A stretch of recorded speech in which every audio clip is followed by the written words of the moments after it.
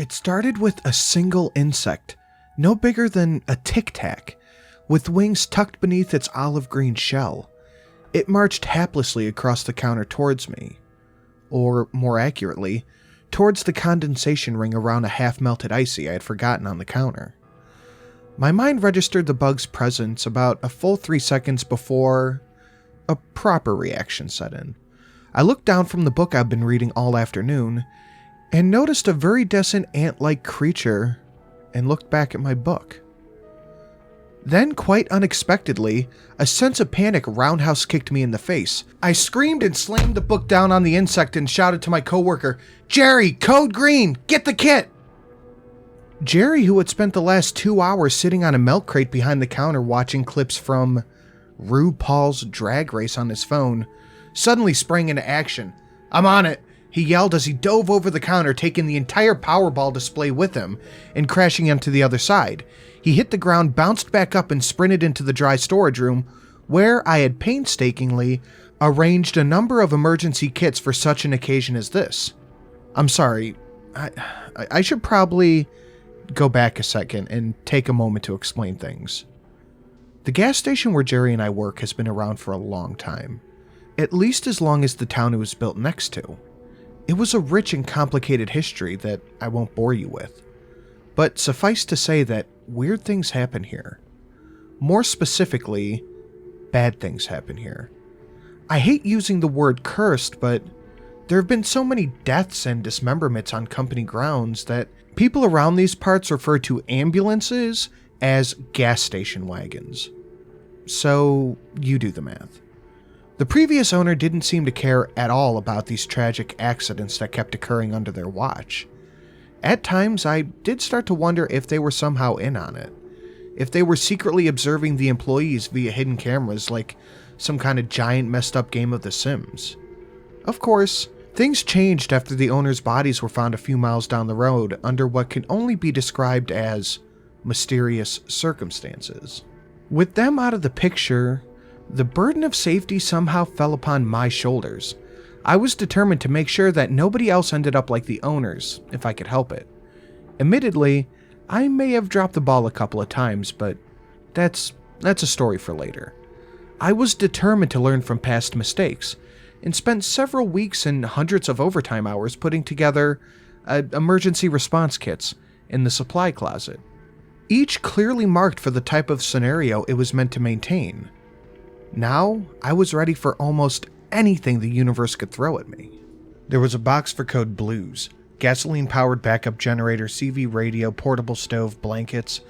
I made a kit for code yellows, EpiPen, anti-venom, Colex powder, heavy-duty zip ties. I had a storage tub on the top shelf for any code pinks, bone saws, plastic drop cloths, contractor bags, disposable gloves, overalls, goggles, and of course, should all hope finally be lost, there was a shoebox in there for code reds. God help us, if it ever comes down to a code red. Jerry ran out of the storage closet with the box labeled code green for emergencies only, in his arms, nearly slamming into Mr. Abraham along the way. "Hey, what the hell?" Abraham grunted. I met Jerry at the center of the room. "No time to explain," I yelled, tearing into the box before he'd even dropped it on the floor. I took out the first thing, a bulk-sized roll of duct tape. I tossed it into Jerry's arms and pointed to the front door. "Get the cracks, the vents, the windowsills, the spider holes, anywhere where we're exposed to the outside. The place needs to be airtight." "Aye, aye, Captain," he sang before rushing to work. Abram shuffled up next to me with a frown and a furrowed brow. The kid almost made me spill my drink. What in the Sam Hill has gotten into you two? Mr. Abram was a regular at the gas station. A thick man with smoker-stained yellow beard and aviator bifocals. He worked at the waste disposal company in town, as a senior garbage truck operator. Once a week he'd stop by the gas station on his way to the landfill to fuel up and grab a cup of coffee and a porno mag. Time was precious, so I kept my answer brief. I saw a mayfly. Maybe the little bastard hitched a ride on a customer's hair or clothes. Maybe an errant wind current separated it from the rest of the flock. It didn't matter how it got here. All that mattered was the infestation has begun.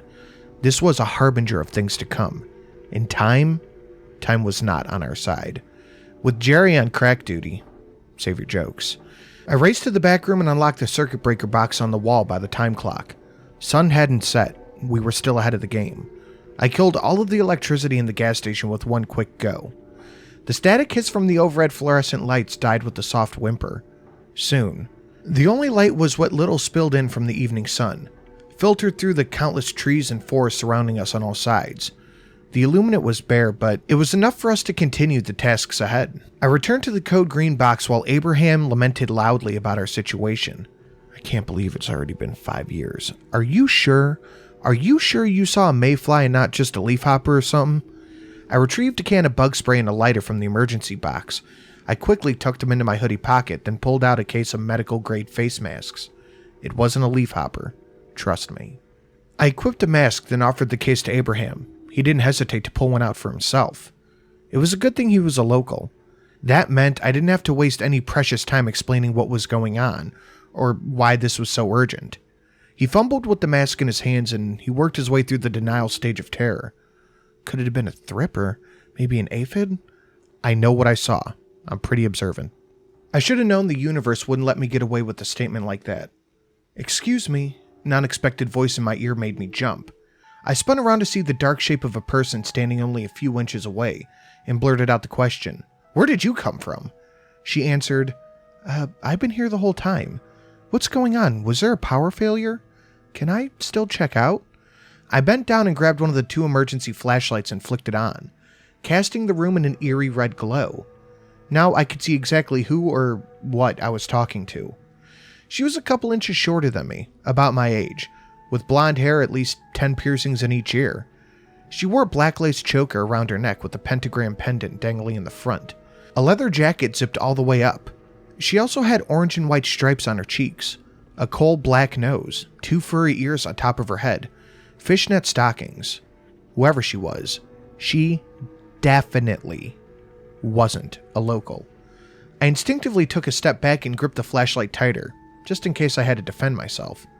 You know things are bad when your first assumption is that you're being invaded by fox people. These days, I can't really take the chances. But the young woman wasn't attacking anyone. In fact, she looked as confused as I felt. "Why do you look like that?" I asked before I had time to realize how rude it sounded. "I'm on my way to a Halloween party." "Why do you look like that?" "Oh, yeah. I had forgotten today was Halloween. I guess the holiday lost its appeal to me ever since the incident all those years ago. But again, that's a story for another time." "There's an emergency," I said. She didn't seem impressed. "What happened?" "Nothing yet, but something is about to happen." She crossed her arms and gave me the "I'm not buying it" look. "Well, in that case, I think I should be on my way." She dropped a handful of groceries she had been carrying to the front counter and took a step to the door. "Wait!" I called out. She turned back to face me but didn't stop. She took small steps backwards, ever closer to where Jerry was busily running lines of tape, sealing up her intended exit. Whatever's going on right now is not my kind of crazy. You guys have fun playing Space Doctor, but I'm gonna go. The next part happened fast. Way too fast. Abram rushed past me, reaching out and grabbing her arm. "Hey," she protested. "Let go of me, you creep." "Listen here, young lady. You're not going anywhere. Now sit down and shut..." In a flash, Jerry was by her side. I heard the thwack and saw Abram collapse onto the floor, before I even realized that Jerry had headbutted the old man. She said, "Lego her ego." Abram was bleeding out of his nose in one hand and broken glasses in his other. He spat out angry curses from the ground as the young woman rubbed her arm and said, "Thank you. Did that hurt?" Jerry answered, "Yeah, probably. Hey, old dude, did that hurt?" "Fuck you," Abraham hissed. "I was trying to stop her from going outside."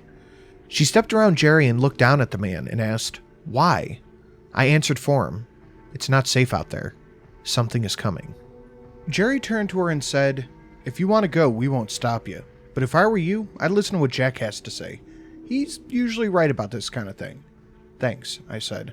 She cut her eyes between the 3 of us, settling on me to ask, "All right, Doctor, what exactly is coming?" I took a deep breath and explained. "In our town, once every 5 years, the bugs come. They swarm us by the millions in clouds thick enough to blot out the entire sky. They knock over trash cans, patio furniture, and anything that isn't bolted to the ground. It got so bad last time that cows literally choked to death trying to breathe in the middle of it. It only lasts one night before they all die.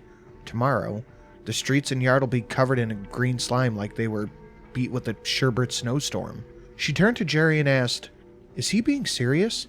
He answered, "Serious as a clown having a heart attack."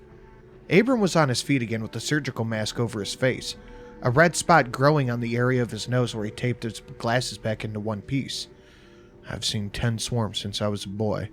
I swear to God it gets worse every time. I don't know if it's global warming or it's all the chemicals they keep dumping into our creek, but these sumbitches are getting stronger and meaner." "Jack, are you absolutely certain it was a mayfly you saw?" She laughed. Wait, what? You guys are getting your panties into a bunch over mayflies?" "They're not really mayflies," I explained. "It's just what we call them." "It's October. You couldn't be any further from May. Why do you call them mayflies?" She's got a good point. Why did we all agree to use such an obviously inaccurate nomenclature for the periodic shitstorm of biblical nature? Why didn't we call them something more appropriate like nightmare bugs or hell swarms or dick gnats? I try to think back to the first swarm I could remember. It was about 15 years earlier. I was a child. Some men in suits came and talked to our elementary school class about the swarm. They stuck around the school for the entire day, but my memory from that far back is seldom precise and hardly reliable. The only detail that really stuck with me with the men was that they insisted that we should not ever talk about the mayflies. We shouldn't mention them to anyone from out of town, not even family. They explained that it was extremely rude to discuss the mayflies, and if we ever brought up the mayflies with an adult, they'd be very mad at us. I might have dismissed those memories having been mangled through the filters of my childhood ignorance in time, but the men came back again 5 years later to talk to my high school class. This time they were less interested in intimidation tactics and more interested in data mining. They handed out survey forms with questions like, "Did you see the swarm? Were you in the swarm? Were you bitten? Did the bite break skin? Did any mayfly remnants enter any orifice of your body? Do you know of any other residents who may have ingested mayfly remnants?" After collecting our answers, the men gave a short speech on mayfly safety. Never drive in a swarm, stay inside, turn the lights off, don't ever touch or eat mayflies. Then they reminded us to never discuss mayflies with anyone. Ever. As high schoolers, we had more important things to worry about than following up with mysterious bug experts. At the end of the 5 years, it felt like such a long time before the next swarm. I honestly thought I had moved away before the next one hit. But here I was, 2 swarms later, and nearly as unprepared as ever. The girl in the fox costume shook her head. "I feel like you guys are screwing with me." The conversation had already taken up too much time. I needed to let everybody else know it was coming. I left Jerry in charge and went to grab the store phone. He was better at talking to people than I was. Anyway, while the rest of the room ping-ponged between different versions of "I don't believe it" and "You better believe it," I dialed the sheriff's station, acutely aware of how sad it was I had the number memorized. The sheriff's department in our town had always had a single employee specifically designated as the, quote, gas station babysitter. But the current title holder had recently suffered an attack of temporary insanity his first week on the job. Last I heard, they found his cruiser in Mexico a couple days after his episode. The deputy himself is still officially listed as missing in action. Compared to some of the others who came before him, I'd say he got off pretty light. Sheriff O'Brien was still searching for somebody to replace him. In the meantime, I had to dial the sheriff's department directly for any and all emergencies. I was convinced that the woman in charge of answering the phones hated me by now. As it continued to ring, I wondered if she was screening my calls, or if there was another reason nobody picked up the phone. Jerry slid up next to me and whispered, "Okay, dude, I've been talking to Lucy. I think I've convinced her to stick around for the rest of the night." Lucy?" "The fox." I looked over to Lucy wearing a doctor's mask and holding an emergency flashlight. She flicked it on and pointing the red light at the ceiling. "Oh, cool. Good. But listen, before things get any crazier, there's something really important I need to tell you, and I hope you're not going to be mad." I hung up the phone. It had been ringing for over a minute without any answer. "What's up?" I asked, sensing that I wasn't going to like the answer. Right then we heard a toilet flush. I pointed my flashlight at the bathroom as the door creaked open, spilling a sliver of light into the hallway. A man emerged, holding his cell phone in front of him with the flashlight turned on. Hey, y'all, what happened to the power? He looked around the room and then added, Is this a costume party? He was thin, sporting blue jeans and a navy polo a couple sizes too big. He had dark skin and a beard stubble, a confused expression on his face, and a name tag pinned over his chest that read, Bart. Took me a second to recognize him as one of our alcohol vendors. At first, I was annoyed. This guy's presence meant I had to explain the Mayfly history to another out-of-towner. But that concern was quickly leapfrogged by another, more pressing issue. He was headed for the front door. Now hold on a second, Abram said, trying to step into his path. Bart sidestepped the old man with ease and grace like a rehearsed dance move, saying, Sorry, I gotta get back to the road. Hang on, I shouted, but he wasn't slowing. I'm behind schedule and I have 3 more stops to make tonight. Wait, I tried, but he was already at the door. He pushed it, but the lock stopped it from opening. In one last bout of desperation, I pointed at him and yelled, Jerry, stop him. Jerry crossed the distance to where Bart was awkwardly peeling away strips of duct tape. With a running start, he plowed into the vendor and tackled him into a display. A bag of pork rinds. Jesus, screamed Abram. I rushed over to Bart's side as Jerry dusted crumbs off of himself. Why did you do that? I yelled. What? You told me to stop him. You didn't give me any context. I thought maybe he was stealing or something. Bart, reasonably, hadn't had the wherewithal to properly prepare for being knocked off of his feet. He'd hit his head pretty hard against the ground, hard enough to leave a lump and ring his bell. But he was conscious. Groaning and distorted, but conscious. I found Bart's cell phone underneath a pile of crushed pigskins and ripped bags. I held my hand over the phone's light and asked him, How many fingers am I holding up? 3. 3 fingers. That's right, I said, before turning off the flashlight and stuffing the phone into my hoodie pocket. You're gonna be fine. Hey, he sputtered. What are you doing with my phone? Abram answered for me. Can't risk letting you turn on the screen and paint a target on our asses. That goes for everybody, y'all hear? No electronics, no Game Boys or gizmos, no flashlight except for these. They're attracted to white light. Bart looked like he was going to make it through without any lasting damage, so I turned my attention back to more pressing matters. I need to find a way to get in touch with the sheriff and let her know. Right then, we heard it. The low, piercing, continuous whine floating on the wind all the way from town. It sounded like a swan song of a dying titan, the eerie portent of things to come. No matter how many times I hear it, I will never get used to the tornado sirens. Abram chuckled. Sounds to me like she already knows. Damn, I was really hoping you were wrong about this. So was I. Hey, sorry about Bill Goldberging you, Jerry said, offering his hand to Bart. The man on the ground hesitantly took it and Jerry pulled him to his feet. I still have to deliver. Bart wobbled. Jerry grabbed him by both shoulders and stabilized him. What happened? Why is she a fox? Why are you both doctors? What hit me? Are these pork rinds? What's going on? I sighed and then started. In our town, once every 5 years, the bugs come. By the time I finished explaining it all for the second, and hopefully, last time, the mood in the room had drastically changed. Lucy and Jerry were sitting in a booth by the window sharing a 6-pack of White Claw. Abram was leaning against the counter, rolling himself a cigarette, and poor Bart was back on the ground sitting cross-legged, holding an ice bag against his head and staring at the duct-taped window at his delivery van on the other side. The only sound was the steady wailing of the far-off tornado sirens, and the occasional slurp of a drink. Nobody was looking in my direction, and part of me wondered if anyone had been listening at all, or if I retold the whole story for nothing. Any questions? I asked. Lucy perked up like the idea that struck her was electrified. Oh my god, what about the trick-or-treaters? There aren't any. Our town outlawed it a long time ago, I answered. No offense, Bart said, but your town kinda sucks. None taken.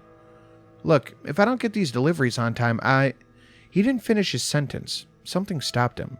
It was subtle, nearly imperceivable at first. Abram put away his rolling tobacco. Jerry and Lucy looked at me. There was another noise, growing louder. We could feel it, and it was moving, fast, coming for us. The ground shook like some kind of earthquake.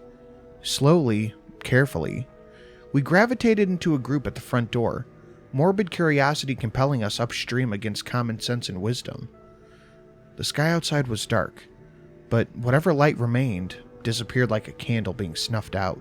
Lucy pressed her flashlight against the glass. I did the same. The parking lot out front was ominously still. A few gas pumps, a delivery van, and a garbage truck at the edge of the lot. A single car about 10 feet away, all bathed in red light. And then, all of a sudden, the dam burst. An enormous buck sprinted out of the woods and across the lot in front of us. It leapt over the hood of Lucy's car and continued onto the woods at the other side. Before we could react, 2 more deer sprinted into the lot and followed by 4 more. It was a stampede of them, running for dear life, trying to get away before it was too late. The ground was vibrating now. Crashing noises like trees falling over drowned out the tornado sirens. There were booms and breaks, reverberations and tearing.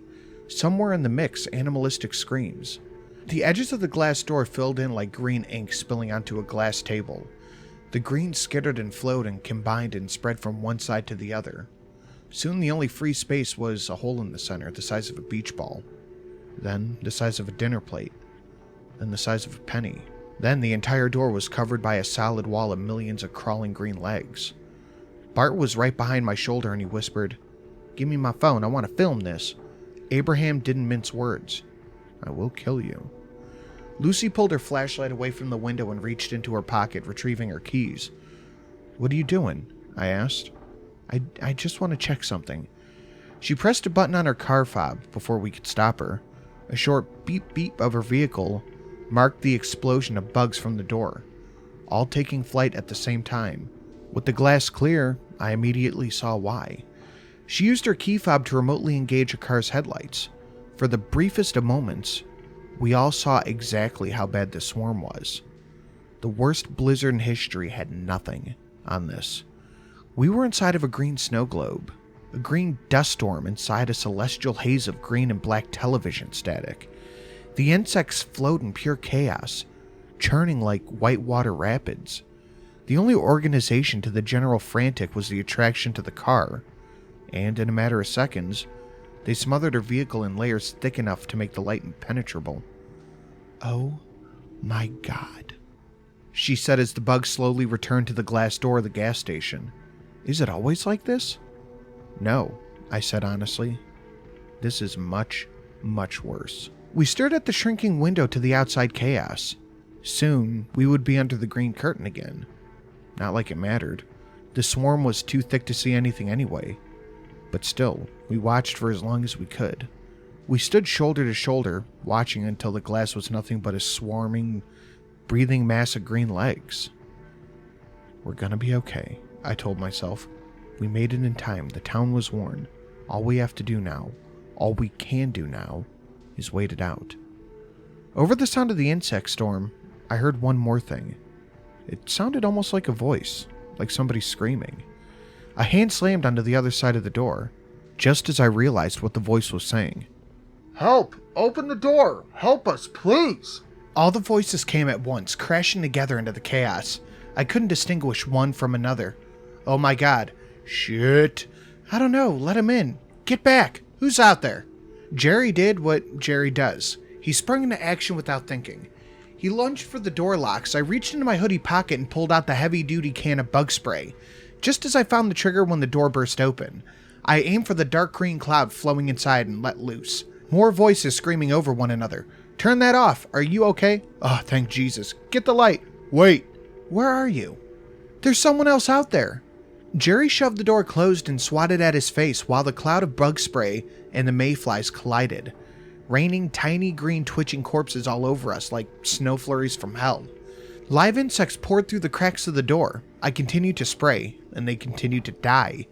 More and more took their place in an endless stream. Why are they doing this? What are they after? Then it hit me. The gas station was lit up. I kept my finger pressed down on the bug spray, firing blind long enough to look back and see the new faces in the store.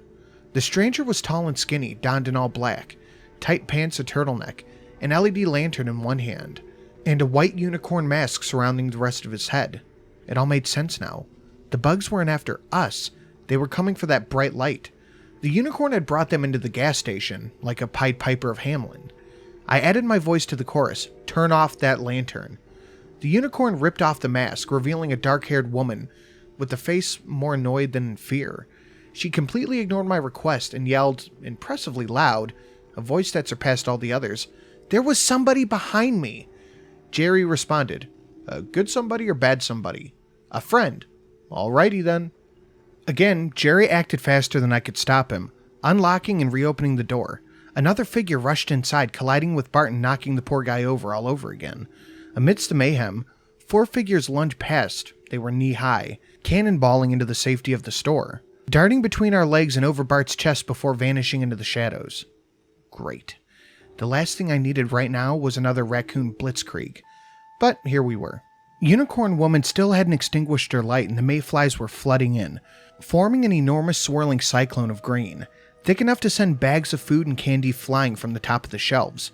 I grabbed the lamp and yanked it as hard as I could, hard enough to free it from her grasp, and launched it through the opening.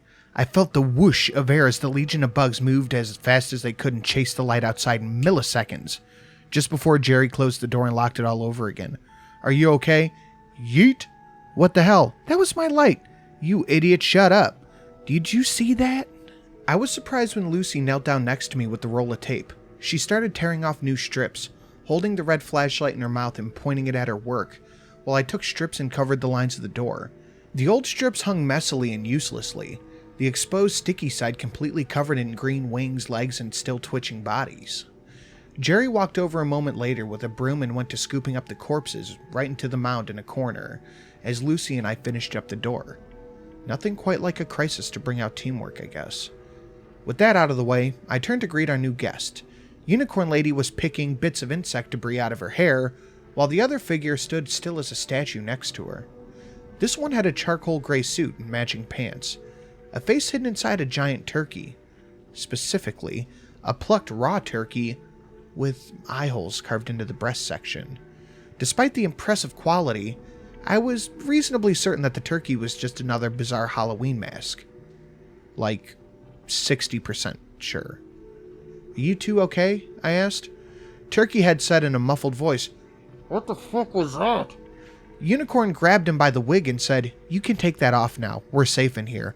With a quick yank, she de-turkeyed him, revealing the face of a handsome, middle-aged man. He looked a little disheveled, glasses askew, hair's messy, but I could see that these were all the products of the moment. Everything about Turkey had screamed, rich businessman. I automatically did not trust him. Turkey had readjusted his glasses, smoothed over his hair, and straightened out his tie. In 3 easy steps, he already looked presentable enough to host a party at a yacht club. When he spoke, it was in a strong, sexy, leading man voice. I said, "What the fuck was that? Are we in the end times right now? Somebody please tell me what's going on." Abraham sized him up before answering. "The bugs were after your lamplight." What were you two doing out there anyway?" Unicorn answered, "I got off the interstate looking for gas. Then these things started blobbing all over my windshield, so I pulled over." Turkey had added, "Same here. I was on my way to my partner's Halloween ball and these green things started kamikazing all over my windshield. I saw Yen's car off in the shoulder and I tried hitting the brakes, but I hydroplaned. There was enough of that green crap to slick the roads. I couldn't stop." Jerry cupped the tip of his cigarette and he struck the lighter. After a quick pull, he asked, "You weren't driving down the road with that turkey head on, were you?" "Of course not. And would you mind not smoking in front of me, please? This suit costs more than your gas station." Jerry didn't answer out loud, but the way he puffed his smoke and blew it out of his nostrils was answer enough. Unicorn, who I surmised was the yen being referred to, pointed out the obvious. "Unless your suit is supposed to have green polka dots, I don't think it's worth much anymore." The man looked at his sleeves and interrupted into a fit of furious expletives, finishing with, "This had better come out, or else." Abram nudged Jerry and pointed at his pack. Jerry silently handed one over and lit it for him as Yen picked up the story. "We were exchanging insurance information when the swarm descended on us. I was on my way to a costume party at my clinic. I had some masks in the back seat and thought they would come in handy. Turkey was the only one that would fit Owen's big head." Lucy asked, "Why didn't you stay in your cars?" "We heard someone." Owen interrupted. "You think." He turned his head and reiterated his point. "She thinks she heard something. Still not convinced I heard anything." "Oh, come on, Owen, you heard him too." For two people so recently thrust together by the whims of fate, Owen and Yen sure seemed to argue like an old married couple. I scanned the area with my flashlight, hoping to spot a raccoon. When there were no signs, I accepted that the hunt was going to be an all-night affair. I turned my attention back to the fellow bug swarm hostages and asked, "What do you think you heard?" Yen answered, "There was a man calling out. We were right around the bend down the street and we heard him screaming for help, so I grabbed my lamp and went to check on him." Owen scoffed and gave me a look like he wanted me to tell her that it was a stupid thing to do. She didn't even hesitate. She just plowed face first into a swarm of green. Naturally, I couldn't let a tiny thing like her go out without any protection. You know how these people in these parts can be. Especially on Halloween. Could have been a bunch of thugs and crackheads waiting for her. So I grabbed a mask to stop from breathing the bugs and followed. We came around the bend and didn't see anything. "That's not true," she corrected. "We didn't see anyone. We did, however, see a motorcycle in a ditch. They went back and forth. There's no way of knowing how long it had been there. I think the motorcyclist is still out in the swarm. Well, if he had a helmet on, which is the law, by the way, then he's probably fine, laying low in the woods until the swarm is over. You just don't want to go look for him." "You're damn right I don't. We barely made it here." I heard enough. "Okay, guys, the important thing is that we're safe. Let's focus on that for now. We can hang out here, but no cell phones and no screens. By morning, those things will all be dead." "Morning?" Owen exploded. "You expect me to stay here all night?" He laughed derisively. "Have you lost your goddamn mind?" He brushed past me, saying, "I need to make a phone call." Abram and Bart walked to the front of the store, where clusters of bugs were breaking loose, revealing spots big enough to offer a view outside. Yen took a seat at the booth table and crossed her arms, clearly agitated about something. Whether it was the bugs or Owen, I couldn't tell, and I didn't particularly care. Lucy took the chance to have a private talk with her. She offered Yen a White Claw, and Jerry put his arm around my shoulder and whispered, "Dude, I need to talk to you." I looked around for the raccoons, but we seemed safe for now. "Okay," I whispered. "What is it?" Jerry licked his pointer finger and thumb and pinched out the cherry on his cigarette and said, "I think there's something wrong with Abram." I looked at the back of Abram's head, but Jerry stepped in between us and frantically said, "No, don't look at him. He'll know if we're looking at him." "What are you talking about?" I asked. "I can't really explain it, but I need you to trust me. We're not safe with him inside the store." "Why not?" "Well, because it isn't Abram anymore."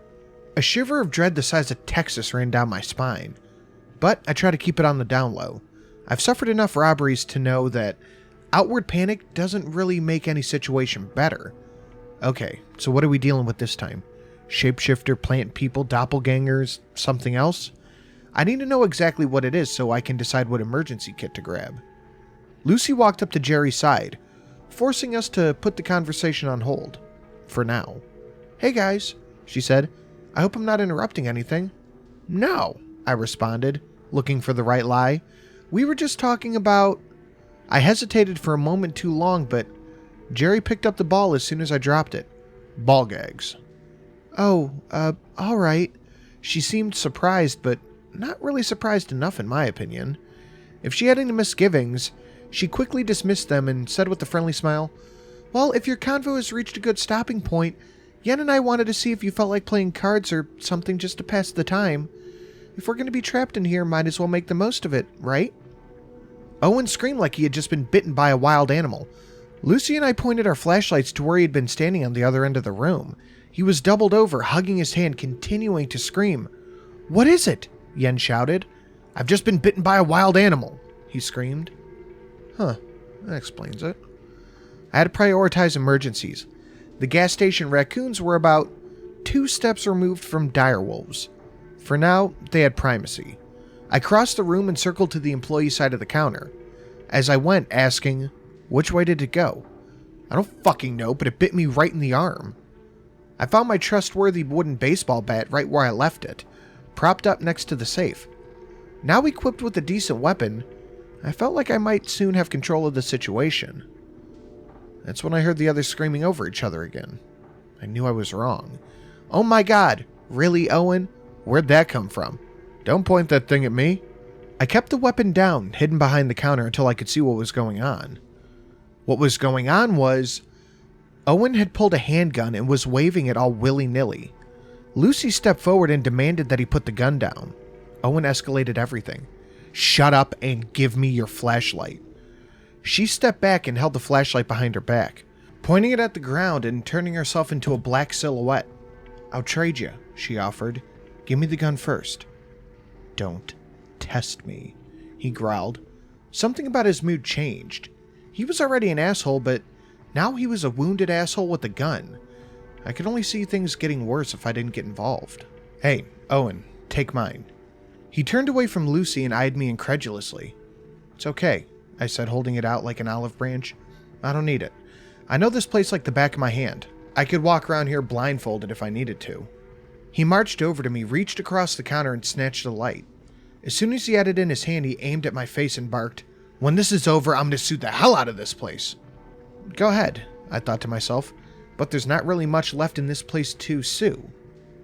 He shrank away from everybody and backed into the corner by the hot dog roller, gripping the gun and pointing the flashlight at the ceiling.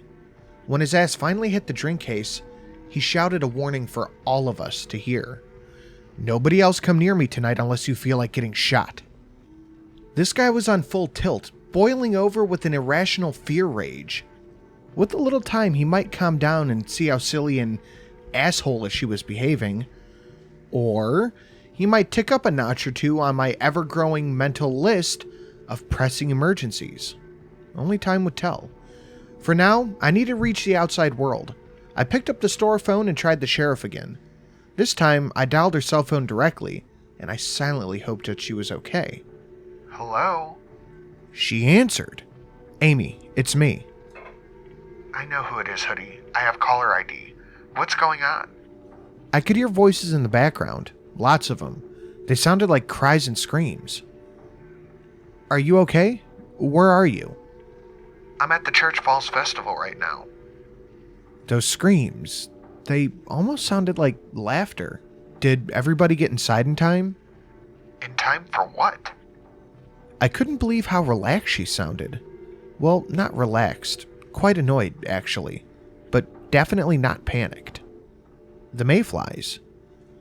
"You mean those little green bugs?" Yeah. "Look, Sleepy, it's Halloween. The busiest night of the year for us. I've got pranksters tying up phone lines, teenagers smashing pumpkins, drunk drivers galore. We're not exactly getting worked up over a bunch of bugs. I mean, they're a little annoying, but..." You mean they're not blocking out the sky, carrying away small children? Because that's what's happening over here at the gas station. Have you been outside recently? "I'm standing outside right now. Hang on. Did you call me because there was a bunch of bugs at the gas station?" I don't think you realize what I'm saying. It's bad here. The swarm is so thick our building is completely covered in the shells of those things. "Is anybody hurt?" One customer got bit by a raccoon, and there might be a motorcyclist trapped out in this. "Okay, do you want me to send an officer to do a drive-by?" I really don't think you could even get anybody out here if you tried. "Okay, well, why exactly are you really calling?" I told you, the bugs are swallowing the gas station. "Are you sure? What? Are you sure you're just not having another episode?" I felt like somebody had sucker punched me right in the gut. "I'm sure, Amy. You know, there was a time where you would have believed me right away." "Yeah, and there was a time where people believed the earth was flat. I'll tell you what, I'll send somebody out first thing in the morning." I knew this was the best I could get. "Okay, send a snowplow out first. The roads are going to be slick." "Roger that." With that, our conversation ended. I had a decision to make. Should I tell the others what I knew? That this monsoon of bugs was somehow isolated to the gas station and nowhere else in town? Something told me that I should keep this fact to myself for now. No reason to worry everybody. I looked around at the room and I tried to get a head count, but it was nearly impossible to see anything. Not surprisingly, Owen was a selfish light bearer. Where Lucy and I had attempted to keep our flares steady against the floor or ceiling, the businessman had only interest in shining the light wherever he was looking, moving in a slow, steady, sweeping motion from one end of the store to the other. It would seem that he had refocused his energy and attention on the hunt for what bit him. I was going to have to figure out some way to find the raccoons first if I wanted to prevent any unnecessary gunfire. I knew from experience how much of a pain it was to patch bullet holes. His erratic light job may have been annoying, but it left me with one clear advantage. I always knew when he was watching me, and when he wasn't.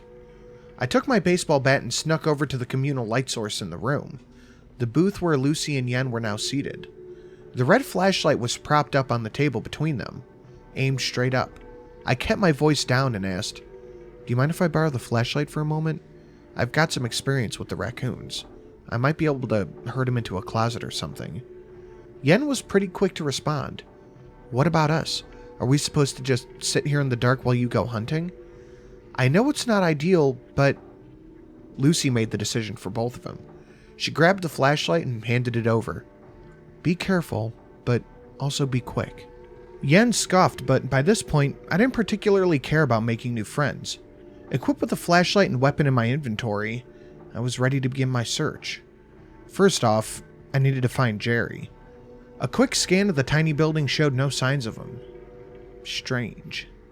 More unsettling was it showed no signs of Bart or Abram either. How long has it been since I've seen any of them?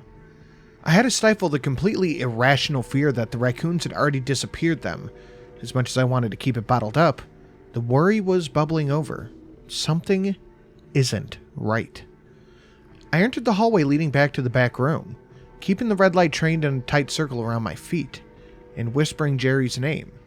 Eventually, I came to the supply closet where I found the door cracked open a couple of inches. I aimed the light through. In the gap, I saw Jerry sitting there on the floor inside, resting with his back against the wall of shelves. I pushed the door open and stepped inside, closed it behind me. He barely moved, but a slight shift in his eyes was all that he needed to do to acknowledge my presence. I could see that he had found himself a marker and was drawing a Glasgow smile onto his face mask, complete with triangle teeth and curled edges. "Jerry, you okay?" "Yeah, man." I crouched in front of him, but he no longer seemed to be aware that I was in the room. I slowly reached out and pulled off the mask. Underneath, he had a bizarre, relaxed smile, not unlike the one of the mask.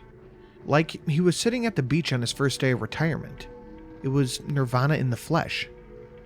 I was moderately concerned. "What are you doing in here?" "Being, existing, riding out the wave." His pupils were dilated to the point where it appeared he had solid black circles inside of his eyes. "Okay," I said. He kept those black eyes aimed forward and cocked his head. "Relax, Jack. It'll all be over soon." I felt my skin erupt in goosebumps. This didn't sound like the Jerry I knew at all. And considering what Jerry had told me moments earlier, I had to wonder if I was about to need to use the bat on some kind of imposter. Was this the same creature that Jerry had intimated replaced Abram? Was this something else? I needed to know. "Jerry, you said something earlier. I think now's probably a good time as any to follow up.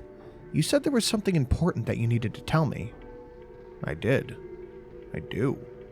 There's something I need to tell you, and it's this. The universe isn't a solid whole. It's a broken, fluid arrangement of hyperplasmic particles shaped like time. I thought space was fixed, but I figured it out. It's a vibration. Everything that's going to happen tonight has already happened, and you and I are experiencing it in accordance with our life songs. Nothing is real, except for when it is. And it doesn't have to be that way if you don't want it to." He wiped a tear from his eye. "Sorry, dude. I don't mean to cry. It's just so honking beautiful." I rose to my feet and took a step back, trying to calculate where this would fit in on my mental list of pressing emergencies, when I heard the blood-curdling scream on the other side of the closet door. I gave Jerry one last check to make sure he was still okay. He was still smiling, so whatever, close enough. I opened up the door and stepped into the hallway. Yen was on the floor next to the bathroom, holding the flashlight and screaming. Owen stood over her with his gun. The moment he saw me, he started screaming too. "Stop right there! Put down the weapon, now!" "What is it?" Owen pulled back the hammer on the pistol, and Yen's screams were weakened into a whimper. "I said drop it, or I will fucking shoot you," he screamed. "Okay," I said, complying as quickly as I could. Lucy appeared from the darkness behind Owen. "What?" she shouted. "What is it?" One look inside the bathroom was enough to make her gasp and recoil. Owen bent over and took the light from Yen, then pointed it at me. "Where are the others?" he demanded. "I'm not playing around. Who did this?" "Who did what? What's happening now?" Yen managed to catch her breath enough to say, "I need to go to the bathroom," and Owen let me borrow the light, but as soon as I went in there, I saw... She couldn't bring herself to finish the sentence. She just pointed. I kept my hands up and inched closer, hoping to keep my movements telegraphed and not threatening for the man with the gun. Eventually, I was close enough to see what was inside the bathroom. Close enough to see the body slumped in the corner, surrounded by a pool of blood. In the red light, I recognized Abram. His dead eyes were wide open, with the handle of the fillet knife protruding from the center of his chest. It didn't take long for Owen to establish that he was in charge. Part of me was thankful to hand over responsibility in a time like this, but I couldn't ignore the glaring fact that Owen was the kind of guy who didn't know how much he didn't know. His false sense of complete competency was almost certainly going to make matters worse. He ordered everybody to the front of the store to start his investigation. Jerry came along quietly and peacefully. We found Bart laying down in the back office by the time clock. One of the mischief cats made a surprise appearance, but scrambled to the top of the drink case and disappeared before Owen could line up and take a shot, which only made the man more furious. Deep down, I was secretly rooting for the raccoons. With all the remaining live victims in one place, Owen took my flashlight and stood guard at the booth while the five of us sat down quietly, awaiting to hear our new fearless leader's plans. Yen and Lucy sat on the other side. I took the aisle seat, Jerry the wall, and Bart crammed between us. Owen began. "Alright, first things first, which one of you did it?" His interrogation skills left a little more than a little to be desired. When no confessions were immediately forthcoming, he continued. "That's alright, we'll figure it out. In the meantime, nobody is going anywhere." His light was shaking, a dead tell that his brave, cocky persona was a little more than a bluff. He needed help, which I tried to offer. Maybe we should call the authorities and tell them what happened. As soon as I started speaking, Owen blinded me with the light. He held it there for a few seconds after I stopped. Perhaps he was taking the time to consider my suggestion, or perhaps he was letting the little amount of power go to his head. Finally, he lowered the light and said, "Yeah, okay, call the cops, but I don't trust any of you." He shook the flashlight at my side of the table. "Yen, you and Orange Mouse Girl were sitting right here when it happened, so I know neither of you are the killer. Take this." He gave Yen the spare flashlight. "Go call 911, tell them where we are, tell them a man is dead, and tell them I got it narrowed down to 3 suspects." Yen made her way to the store phone. I tried to explain, "Actually, 911 doesn't work in this town. You'll have to call the sheriff's department." "Dude," Bart said forcefully, "your town really sucks." "Yeah, I know." "You 3 shut up," snapped the man with the gun. "We're gonna get to the bottom of this, one way or another." "Owen," Yen called out, a note of fear at the edge of her voice. "Yeah, the phones are dead." Of course, this night is unfolding like this. Why should I even be surprised that it's happening all over again? "What?" He left us in the dark, headed towards Yen. As soon as he was out of whisper range, Lucy leaned forward and quietly asked, "Okay guys, what's actually going on?" I whispered back, "I legitimately don't know. Is there someone else in here with us?" "It's possible." I heard the deep breath before she asked, "Did any of you kill that man?" Jerry answered, "I think it's more reasonable to assume that the raccoons did it." Thankfully, Jerry was starting to sound like his old self. It felt good to have him back, but I wasn't going to forget that he just fugue-stated in the supply closet. Was that some kind of temporary insanity? Possession? There are too many possibilities and not nearly enough time for me to form a good plan. Owen was back before I knew it. "Alright, let's work this out. You, delivery guy, where were you when the man was stabbed?" Bart's answers were matter of fact. I was hiding. Why? I saw a gun come out and I don't get paid enough to take a bullet. Owen flicked the light at me. "What about you?" I answered, "I also don't get paid enough to take a bullet." "You know what I mean, smartass." I made a phone call, then I went to see if I could find the raccoons. "Interesting," he said, turning that simple word into an implicit accusation. "How is that interesting?" Lucy asked. "The phone was sabotaged. Somebody cut the line out of the wall, and it looks like they used the knife to do it. You're saying that you were the last one to use the phone. Is it possible that the killer waited for you to hang up, sliced the cable, and then snuck past you and killed the old man? I shrugged. Owen kept it up. He was wearing one of those stupid face masks, but it was already bloody when we first got here. What's the story behind that? Jerry laughed. Oh, that was me. He was acting a fool, so I cracked his face chimney like a boss. Owen turned the light back on to Jerry, who at some point has pulled his own sharp-toothed smiling mask back up over his face. Owen asked, Are you prone to violent outburst?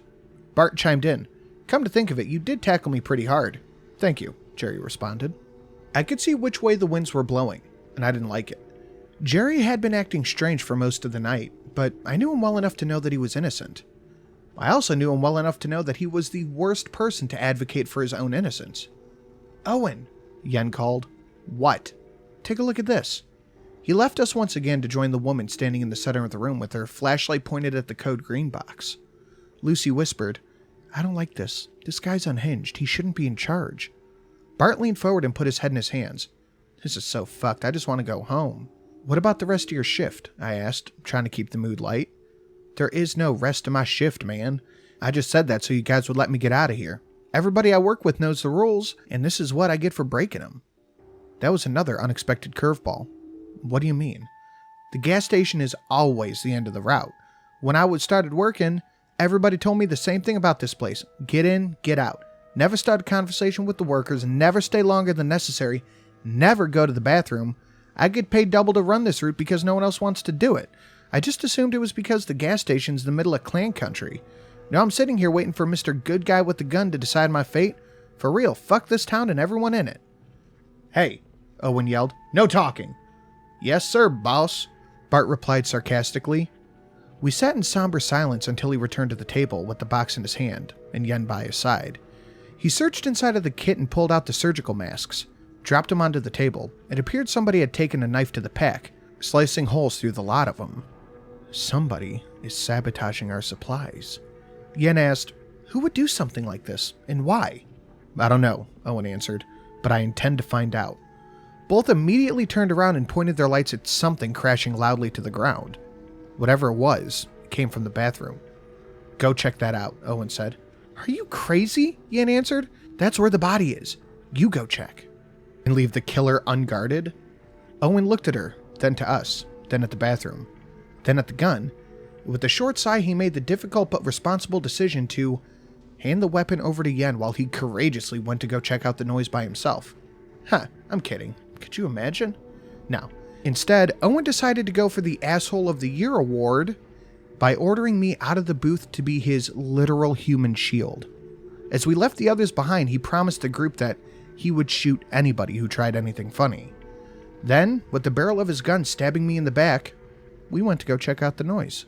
I clocked the baseball bat still sitting on the ground in the hallway where I dropped it. But even if I were crazy enough to make a go for it, the weapon was still on the other side of the bathroom. As we approached the door, Owen pulled the gun out of my back and rested it on my shoulder, then shoved me forward with his elbow. He stayed right behind me as the flashlight reached the inside of the bathroom. Just as I suspected. The culprits were fattened, furry trash pandas, where there were only 3 of them, which was somehow scarier than all 4. One had evidently torn the soap dispenser off the wall, the source of the cracking noise, and a rather impressive feat on its own. It was leaned over, front paws in the soap puddle, lapping it up by the mouthful. Gross.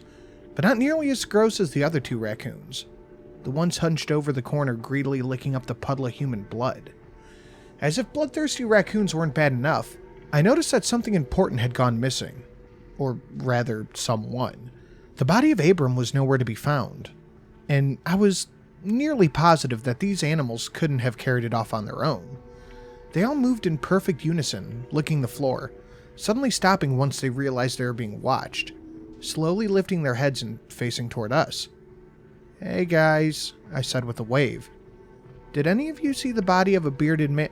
The animal sprung at us teeth first. Owen shoved me to the ground and screamed. His light hit the floor, bouncing against the wall and started spinning, giving the hallway an intense strobe light effect. What was it? Oh my god, are you okay? Look out! For some inexplicable reason, the others decided it would be a good idea to rush toward us. Owen screamed like a baby, and then, bang. Shit. What the? Oh my god! Bang. Bang. The room smelled like gunfire. A raccoon jumped onto my lap and launched itself down the hallway. Owen cursed and picked up the flashlight and cursed some more. He aimed it at me, then aimed it back at the others. My blood ran cold. Oh my god. Oh, fuck. Hold your hand right there. Shit. Put pressure on the wound. Yen, Lucy, and Jerry were all standing over Bart, who was on his back, staring up at the ceiling, blood on his hands and all over his polo shirt. Owen turned away from them and pointed the flashlight back at me. God damn it, he muttered. Yen shouted his name. Owen, shine the light over here. He waited a few seconds, took a loud breath and did so. Bart's eyes were rolling into the back of his head. Jerry had his hands clamped firmly over Bart's stomach. Lucy had specks of blood all over her face. Yen stood up and shouted, We need gauze and a medical kit, whatever you have, please, right now. I pushed myself back up to my feet. Owen blurted, He came right at me, you saw it, he came running straight for me. His voice ticked up an octave. Why did you do that? I warned you. Didn't you hear me? Y'all heard me tell him to stay back, he ran right at me. I shoved the door open to the supply closet. In the complete dark of the room, I was forced to navigate by memory. I reached for the space where the code yellow kit should have been. I grabbed the whole box and brought it out to the hallway. When I hit the ground next to the others, Owen was still blathering. It's not my fault, it was an accident. He charged right at me. Does he have a weapon on him? Lucy snapped at him with venom in her words. What? Check his pockets. He probably... Shut the fuck up! He did. For now. I handed the supplies over to Yen, who apparently knew her way around a medkit better than me. As she ripped open the bag of clotting powder with her teeth, I asked, You some kind of doctor or something? Or something, she said, followed quickly with instructions for Jerry to move his hands. She stayed working for what felt like forever, but was probably only about 30 seconds. I couldn't really watch. Not because I was bothered by violence, but because I was steadily recalculating my chances of getting the baseball bat without Owen noticing. She put her hand on Bart's neck, presumably to check his pulse, then announced, We need to get him to a hospital right now. Okay, Jerry said, hopping back to his feet. I'll make a run for Lucy's car and bring it up to the front door. I've probably got the best night vision and the most experience driving in the dark without headlights. Lucy, key me. Owen immediately shot down the idea, like it were some innocent alcohol vendor. Oh, no, you're fucking not. Lucy stood and took a step forward, only stopping when Owen pointed the gun at her. What's the problem? She shouted. We still don't know who killed that man, and I'm not letting any of you murderers out of my sight. You, he pointed the gun at Jerry, and you, he pointed the gun at me. Get up, move over here. He herded us into the hallway with his weapon, leaving Bart precariously clinging to life. Yen tried to reason with him. Owen, we don't have time for this. We need to get help. I can't let any of them out of my sight. His gun was shaking wildly. The one pointed right at me. The one with the finger on the trigger. Jerry's voice was noticeably calmer than the situation deserved. With bloody palms extended forward, he said, Hey dude, relax. Nobody thinks you're an incompetent man-baby with a gun. We're gonna be like the Fonz, okay? And you know what the Fonz is? He's cool. But you know what's cooler than cool? The cooler. Yeah, like the walk-in cooler. What? He snapped. Why don't you put Jack and me inside the walk-in cooler? Then he could take the chair behind us and barricade us inside. We do it all the time whenever we need to detain people until the cops arrive. Right, Jack? That way, you know you're safe, and you could hand the gun over to somebody with better aim and use the CB radio in the supply closet to call for help. I was shocked by how completely reasonable that plan sounded. Owen's hands were shaking a little bit less now. Well, I said, it's not the worst idea. Just do it, Yen yelled. All right, he relented, but no funny business. Jerry laughed. It's a walk-in cooler. What kind of trouble could we get up to in there? I really hate it when Jerry says stuff like that. It's almost like he's straight up daring the universe to screw with us. As soon as the cooler door shut behind us, all the sound and light went away. For a moment, it felt like I'd entered a sensory deprivation chamber. But as soon as my ears acclimated, I could hear my coworker breathing. I hope you have some kind of plan, I said. The room lit up temporarily as Jerry lit a cigarette. His toothy smile mask was down around his neck like a scarf. A moment later, the room would turn to black, save for only a tiny glowing red ember at the tip of his smoke. Nah, he said. That was my whole plan. Get the guy calmed down enough to stop shooting for a second. Phase 1 was a success. You're the smart one. Why don't you come up with the rest of it? Well, I said, working through the puzzle out loud. Unfortunately, there's no way to break out of here. The walls are 8 inches thick. which probably means he can't even hear us out there. Even if we did manage to break out, that D-bag would probably just shoot us the second he saw us. I hate to say it, but this might be the best thing we can do. Just sit here and hope help arrives in time to save Bart. He took a puff, then said, Bart's a goner. You don't know that. Trust me, I saw the wound. He's got another 5 minutes at most. It's really bad. I like that guy. I didn't know what to say, so I said nothing. Jerry said all he needed to say. He also said nothing. When the cigarette was gone, we stayed in silence until something scraped across the floor on the other side of the cooler. I almost didn't want to ask. What was that? You heard it too, huh? Hey, Jerry? Yeah. I almost forgot to mention this, but when I looked inside the bathroom... Yeah? Abram wasn't there anymore. Oh, don't worry. That wasn't actually Abram. It wasn't? No. Then what was it? Well, that's kind of hard to explain. We heard another scrape. This one slightly louder and slightly closer. Jerry? Yeah? There's something you wanted to tell me? Oh, right, about that. Another scrape. Only a few feet away. Are we in danger right now? Yes. Yes, we are. I reached in my hoodie pocket and inspected my inventory. I had a lighter, a can of bug spray, which meant I had an emergency flamethrower. I also had Bart's cell phone, which meant I had a flashlight. This was quite the dilemma. How do I proceed? Jerry, I'm about to turn on the flashlight. Should I accept that there's some ridiculous jump scare waiting for us the moment the room is lit up? That would be a fair assumption. Okay then, let's do this. I turned the flashlight on and held it out in front of me. A few feet away from us stood the unicorn. More specifically, a man wearing a unicorn mask.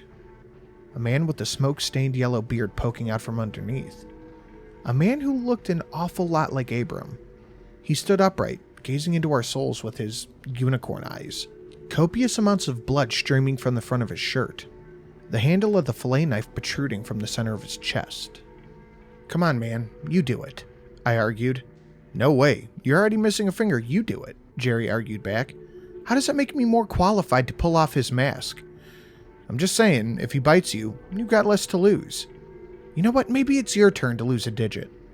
We'd been standing in the cooler for about 5 minutes, bickering back and forth. The blood-soaked thing in the unicorn mask had been right there with us the whole time, standing completely still, like it was some sort of mix-and-match Halloween decoration. My phone battery was getting low, and the last thing I wanted to do was be stuck in the dark with whatever this was. Jerry and I argued that it would have been a wise course of action to remove the mask and see what we're dealing with. We disagreed on how to do it. Alright, Jerry said, lighting another cigarette. How about this? We play rock, paper, scissors. Loser has to remove the mask. No way. Why not? Because you always pick rock. You have never not picked rock. And if we play and I beat you when you remove the mask and you get your hand bitten off, I'm going to feel really guilty. Aw, he said. Thanks. How about we pull it off together on the count of 3? Alright. We crept closer to the unicorn, staying perfectly still.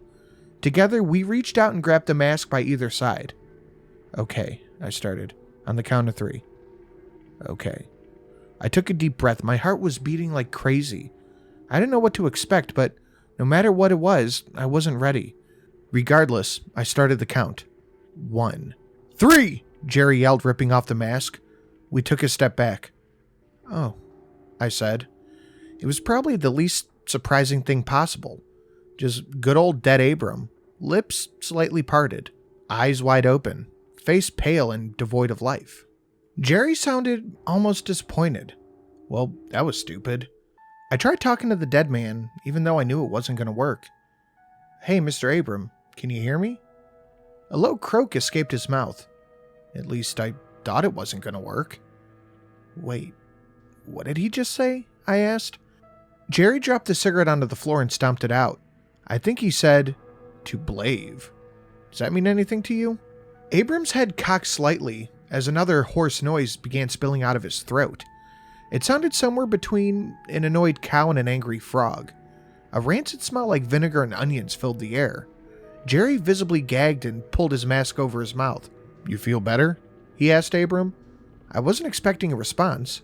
In fact, I was very much hoping there wasn't going to be a response. But sure enough, the response we had. It felt like he was sounding out the words to the Macarena. Very, very slowly. To my ears, it was just creaky gibberish. But then hand gestures got involved. The Abram abomination lifted both hands to the handle of the knife, wrapped his fingers around it.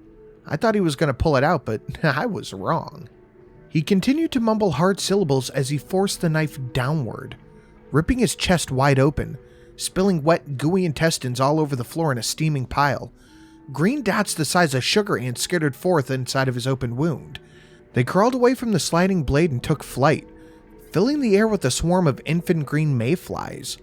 The knife reached the bottom of his beer belly, but it was only a short snag.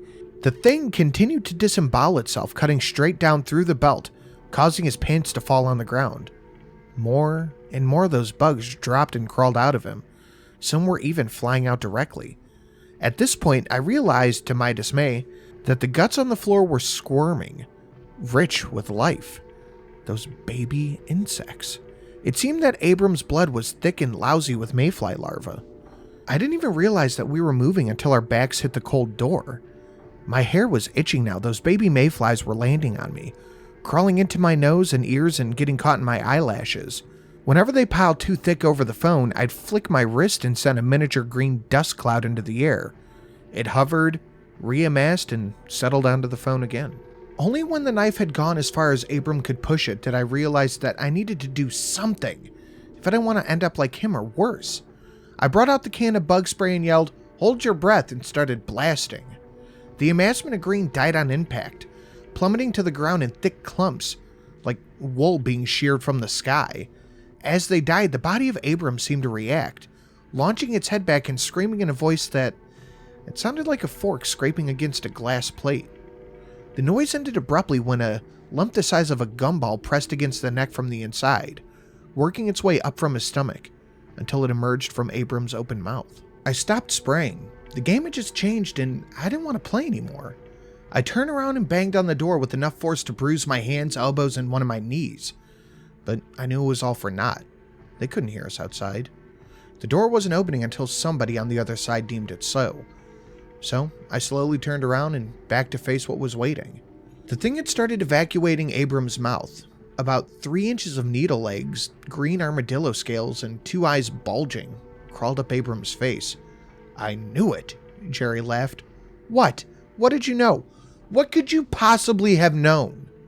The legs operated in waves like those of a millipede, and when the entire half-foot of horror finally emerged, it left Abram's mouth with a wet thunk.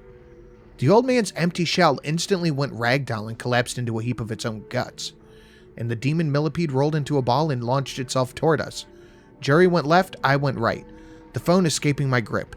The light hit the floor, I heard the millipede ram into the door and bounce off. Then I lost track of it. Jerry screamed, "There!" and pointed.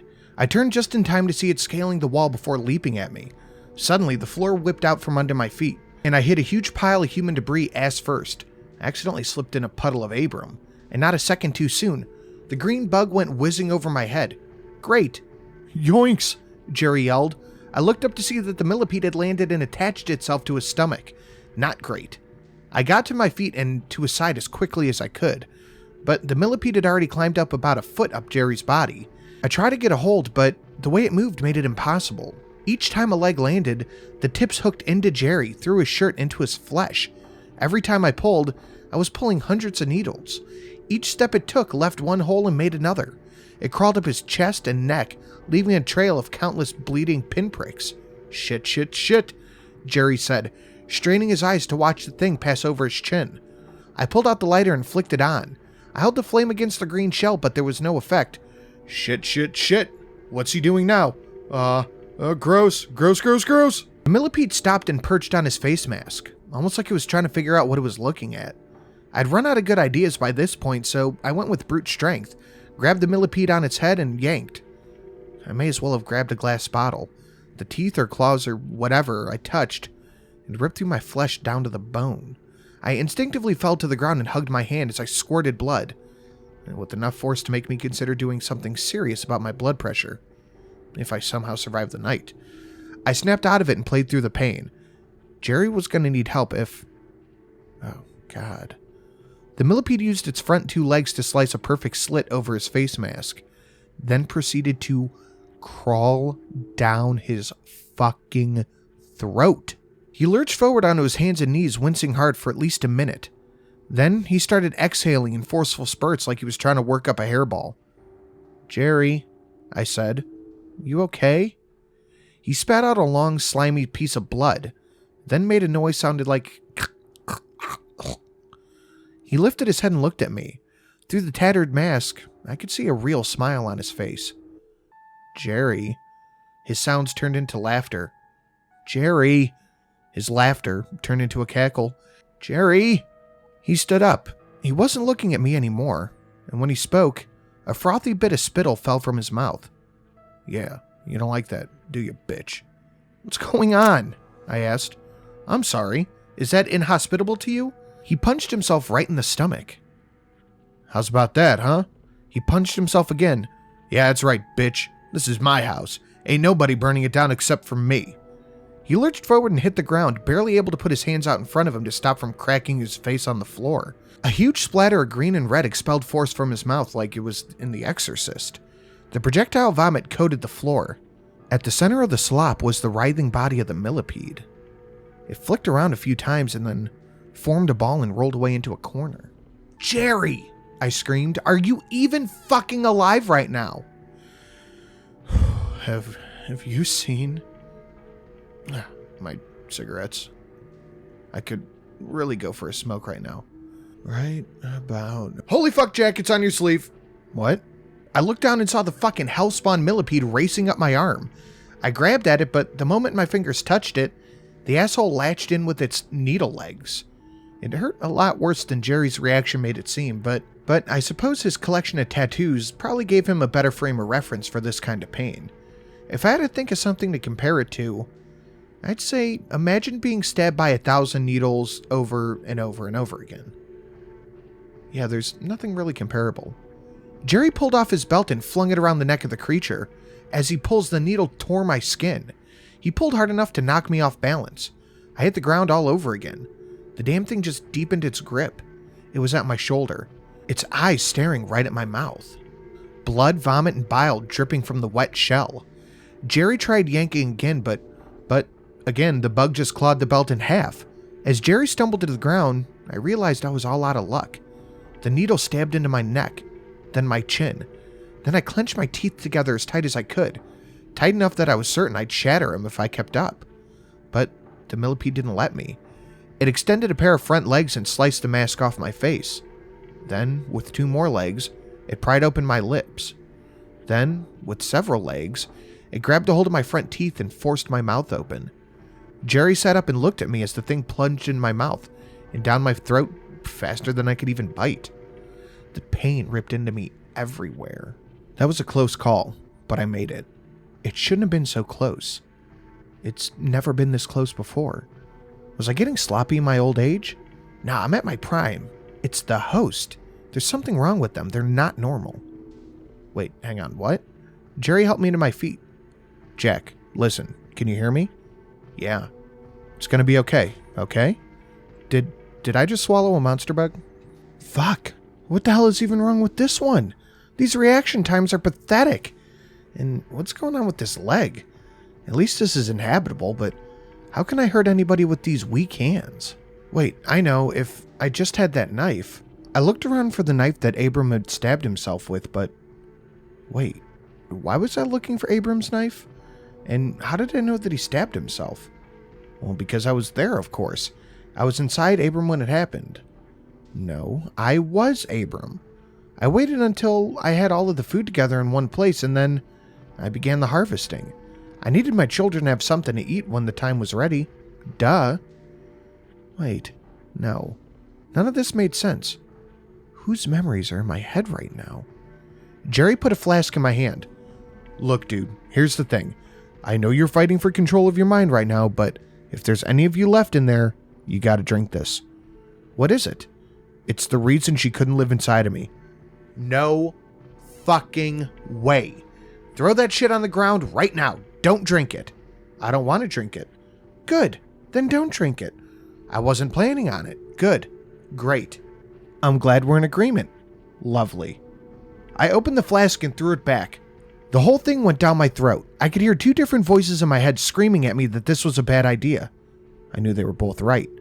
But sometimes bad ideas are the only ones we have. As I drained the flask, I realized that the mystery drink was not, shall we say, as lethal as most of Jerry's concoctions.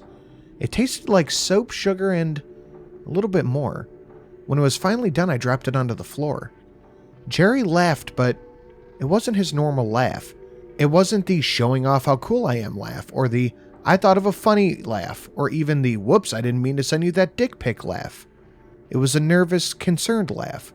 Oh, wow, he said. You drank the whole thing. Was I not supposed to?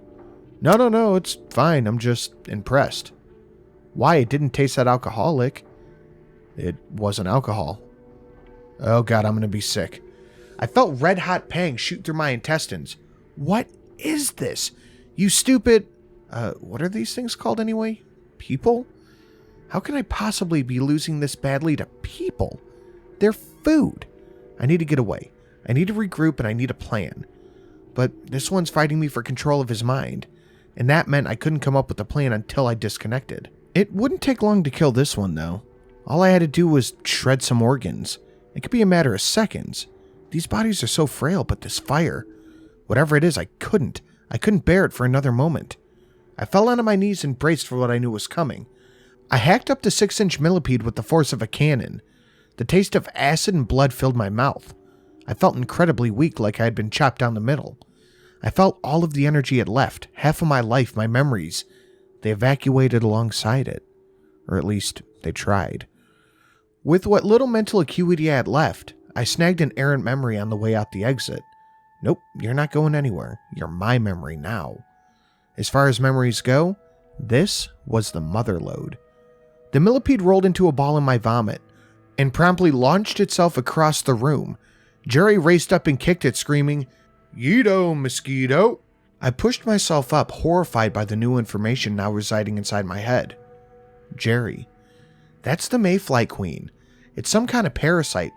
Every season it's awake, it feeds on hosts to lay eggs inside of, and each season, they hatch up and erupt out of the bodies. That's where the mayflies come from. They come out of humans, and one unlucky schmuck gets to be her vessel for 5 years, while she lays dormant and absorbs all of the knowledge of her chosen victim. Abram didn't even know the thing was inside of him, and she's been doing this for millions of years. The air pressure suddenly changed behind me. The door of the cooler opened wide. I turned just in time to see the queen scuttling out of the open door, completely unbeknownst to Lucy, who was standing in the doorway with a look of pure shock on her face. It needs stitches, but I'm afraid this is the best we can do right now. Yin had carefully butterfly bandaged back together what she could, and smoothed the rest of my hand under a gauze mitten. I gotta ask. Yeah, I was already missing that pinky from before. No, I was gonna ask, what the hell happened in there? I looked at Jerry, who was standing shirtless next to me, applying his own bandages. He gave me the look. The one I had come to understand as, "You're in charge here, buddy." If we're going to tell the truth, it needed to come from my mouth. And if we were going to attempt to cover up, I'd have to think of a good lie. There was a raccoon. Yen pulled down my shirt collar and shined her flashlight at the millipede leg track marks. A raccoon? You look like you've been dragged under a sewing machine. Jerry just ran with it. That's exactly what happened. The raccoon had a sewing machine gun. It was knuckin' futs in there. Hey, do we have any more of that rubbing alcohol? Lucy pretended not to watch, but even in the dim red glow of the flashlights, I could see her stealing a few passing glances at Jerry's tattoos. An angry voice cut into the air. "If there's another wild coon running around here, you're gonna need to do something about it right now before we all get rabies." Lucy snapped back. "That's enough out of you." Owen was on the floor a few feet away, hand zip-tied to a drain pipe below the frozen drink machine. Besides a slight welt on his cheek and some frizzled hair, he didn't look too much worse for wear than when we went into the cooler. On the other side of the room, Bart laid motionless beneath a packing blanket. There was no reason to rush for his sake anymore. I didn't get the whole story, but from what I gathered, Owen had a change of heart about Jerry's plan shortly after we went into the cooler. He just couldn't bring himself to surrender the weapon. All pretense of innocence went out the window after Lucy found a CB radio. And Owen smashed it to pieces. He needed more time to think, he said, to make sure everybody was on the same page with their stories. He couldn't risk getting caught up in this. It would have been too much of an inconvenience for a man of his level of visibility. Lucy took the gun from him. Owen put up a fight, but it ended with him on the floor zip-tied to a drainage pipe. I would have paid every penny I had to see how it went down. But sadly, Lucy was conservative on the details, so I'd have to let my imagination do the work. Bart held on for as long as he could, but it just wasn't enough. He passed moments before Lucy opened up the cooler door and, found the two of us in a puddle of vomit and blood. Maybe we should have never tried to stop him. Maybe he would have been fine if he'd gotten into his delivery truck and hit the road. Maybe my decisions were responsible for what happened. There was going to be a whole lot of maybe that I had to live with. But that depended on me living first. Somehow inside this poorly lit room was a hyper-intelligent parasitic creature that had been killing and consuming people for eons. Right now, it was hatching a plan to make sure we didn't leave here alive. Yen had moved to the dots on my chin. The medicine stung like hell, but compared to the millipede, this was a cakewalk. Thanks, I said as she taped up the bandage. So if you're not a doctor, what are you, like a nurse or something? I'm a vet. Oh, you mean like a member of the armed forces? Nope, she said bluntly. Well, that's probably okay. As long as she knows a way around a pack of gauze, I'm happy to have her here. I am. Owen's voice surprised me. Yen turned around and shined the light on him. He was on the floor now. I spent 12 years in the Marine Corps. I was stationed in Iraq fighting terrorists while you were in high school. Look, I know I might have messed up in the heat of the moment. I discharged my weapon and there was some friendly fire, but I'm not your enemy. If you want to help catch this rabid coon, then cut me free. Because you're not equipped to handle this situation. I don't even need my weapon back. If it makes you feel safer, you can let the little guy hold the gun. I had to assume that he was referring to me by the little guy. It was patronizing, but he may have had a point. Not about us freeing him, of course, but about us not being able to handle the situation. The baseball bat at my side probably wouldn't be enough if we found what we were looking for. Or if it found us. Lucy stepped over Owen and asked, "Where were you stationed?" What? She repeated herself a little more forcefully. Where were you stationed, Owen? I told you, Iraq. What base? He hesitated. She continued. What city? He shook his head. I don't have to explain my service. What kind of weapon were you issued? I was issued an M16. It's standard. You were in the Marine Corps for 3 tours. You should know the answer to this. What caliber ammo does an M16 use? What's the capital of Iraq? He looked flummoxed, but as soon as Lucy turned her back on him, he spewed a few words. Fuck you, bitch, let me out of here. He thrashed against the pipe and leaning his weight into it. Then he fell limp, simpering. I turned to Jerry and said, I think it's time. I think we have to get the code black box. Jerry had stripped down to his friendship is magic boxers and tossed his soiled clothes into a heap in front of the door. Are you sure? He said. Are you positive this is worthy of a code black? If this isn't, then honestly, I don't want to know what is. All right, I'll be back. He started toward the supply closet. I stopped him. Wait! What? You shouldn't go alone. It's not safe. What if that raccoon tries to get you? It's fine, remember? I'm immune to its, cooties. Yeah, but even if you can't get the, cooties for some reason, that thing can still rip you apart like a paper shredder. Lucy walked up to Jerry and said, I'll go with you. We'll stay in groups. And if we see a raccoon, I'll take the shot. Jerry and I both blurted out no at the same time. Why not? Lucy had already demonstrated an impressive competency to know when to trust people and when to call them on their bullshit. She knew something was up. I tried for a convincing answer. We need to make sure it's the right one. We don't want to waste bullets on an innocent raccoon. She gave me a stare that screamed, I know you're lying, Jack. But she didn't call me out. Yen ventured into the conversation. What kind of raccoons do you have around here? I've seen a lot of raccoon attacks in my day, and nothing about this looks right. They're advanced, I said. Highly advanced. A minute later, Jerry and Lucy were back in the room in front of us. They had brought out a meter-long rectangular box labeled Code Black for emergencies only. And Jerry had also displayed an excellent amount of initiative by grabbing the Code X box. Code X wasn't specifically for situations like this. It was more of a preparation for whenever one of us had to work an unexpected double shift without notice. but its contents were incredibly useful. We changed into the spare clothes, sweatpants and black t-shirts, and took swigs from the bottle of mouthwash and spit them into a styrofoam cup. I was concerned by how much blood was in my spit. It was, to put it mildly, way above average. With that minor hygiene maintenance done, we opened up a lid to the box that said Code Black. Yen gasped, Lucy let out a, "What the fuck?" and Jerry whistled like he didn't already know what was in there. I sighed. Opening it felt like I lost some kind of personal challenge. The contents of the Code Black kit were carefully picked out, after detailed consideration of many factors. Jerry and I debated the merit of every single thing that went into it. Nothing in here was lightly chosen. I took out the first weapon, a Glock 19 that somebody had left at the gas station after he didn't need it anymore. Long story. I checked the safety to make sure it still wasn't there, then put the gun onto the booth table.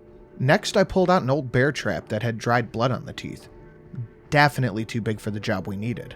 Next, I pulled out another handgun, then another. I kept removing weapons, setting each one down on the table carefully, until I finally found what I was looking for. At the bottom of the box, taking up space from one corner to the other, was Jerry's main contribution to the kit. The old katana that he found at a garage sale. He spent 2 weeks sharpening it until it was clean enough to shave with. I pulled the weapon out by the sheath and handed it to its rightful owner. "Sweet," Jerry said, taking it from me with 2 hands, the only respectful way to handle such a weapon. Next, I went right to work piling the guns into a belly sack of my new shirt, so I could carry them all together. As I transported the guns behind the counter, Lucy started questioning me. To be honest, it was kind of surprising that it took this long. "Hey, wait a second, where are you going with those things?" She followed me closely, which was good because I needed her flashlight to see the numbers on the dial of the store safe. "I'm just putting away stuff we don't need." She walked over and crouched down by my side.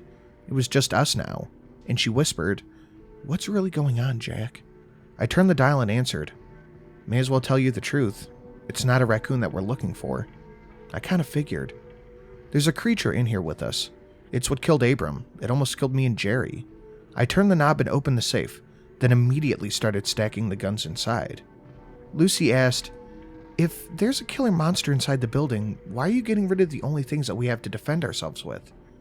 "Because," I answered, "it's smart. It knows what weapons are, and it could take over our minds.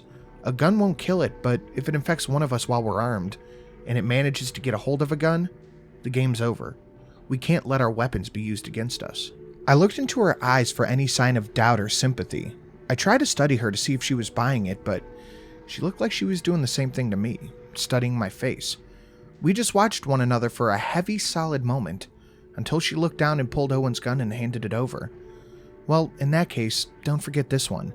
I dropped it inside the safe, closed the door, and spun the dial. "Thanks," I said. It turns out Yen's impressive voice translated into an even more impressive scream. This wasn't like a noise she made when she found Abram. This was twice as loud. I felt it in my bones. My first thought as we jumped to our feet was, oh god, the thing had gotten a hold again. But then Lucy shone the light in the room, and I realized I was wrong. The Millipede Queen had found herself a new host. Bart's body was now standing in the middle of the room, staring at its hands, wiggling each one of the fingers with a crazy smile on his face. Jerry held the sword over his head and dramatically unsheathed it. "Zombies again, eh? All right, let's do this." He ran across the room and swung the blade straight down. It lodged itself into the top of Bart's skull about an inch deep, and stuck.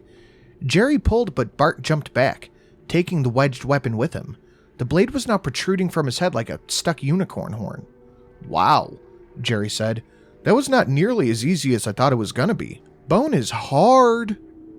Lucy grabbed me by the arm and pulled me behind the counter. "Combination, open the safe, do it now." "I can't. Why not? It's on a battery timer. The safe won't open more than once every 8 hours. She grunted. In a flash, she was back on her feet, leaping over the counter. By the time I got to the other side, she had already raced over to the table and grabbed the baseball bat. She cracked it over Zombart's head. Predictably, it had little effect. The Zombart lifted his hand and gripped the blade. He pulled it free. That was exactly what I was worried about. The monster had gotten a hold of one of our weapons. I knew what was going to happen. I'm a genius. Owen was screaming and thrashing. Yen was hiding behind Jerry now, moving in my direction.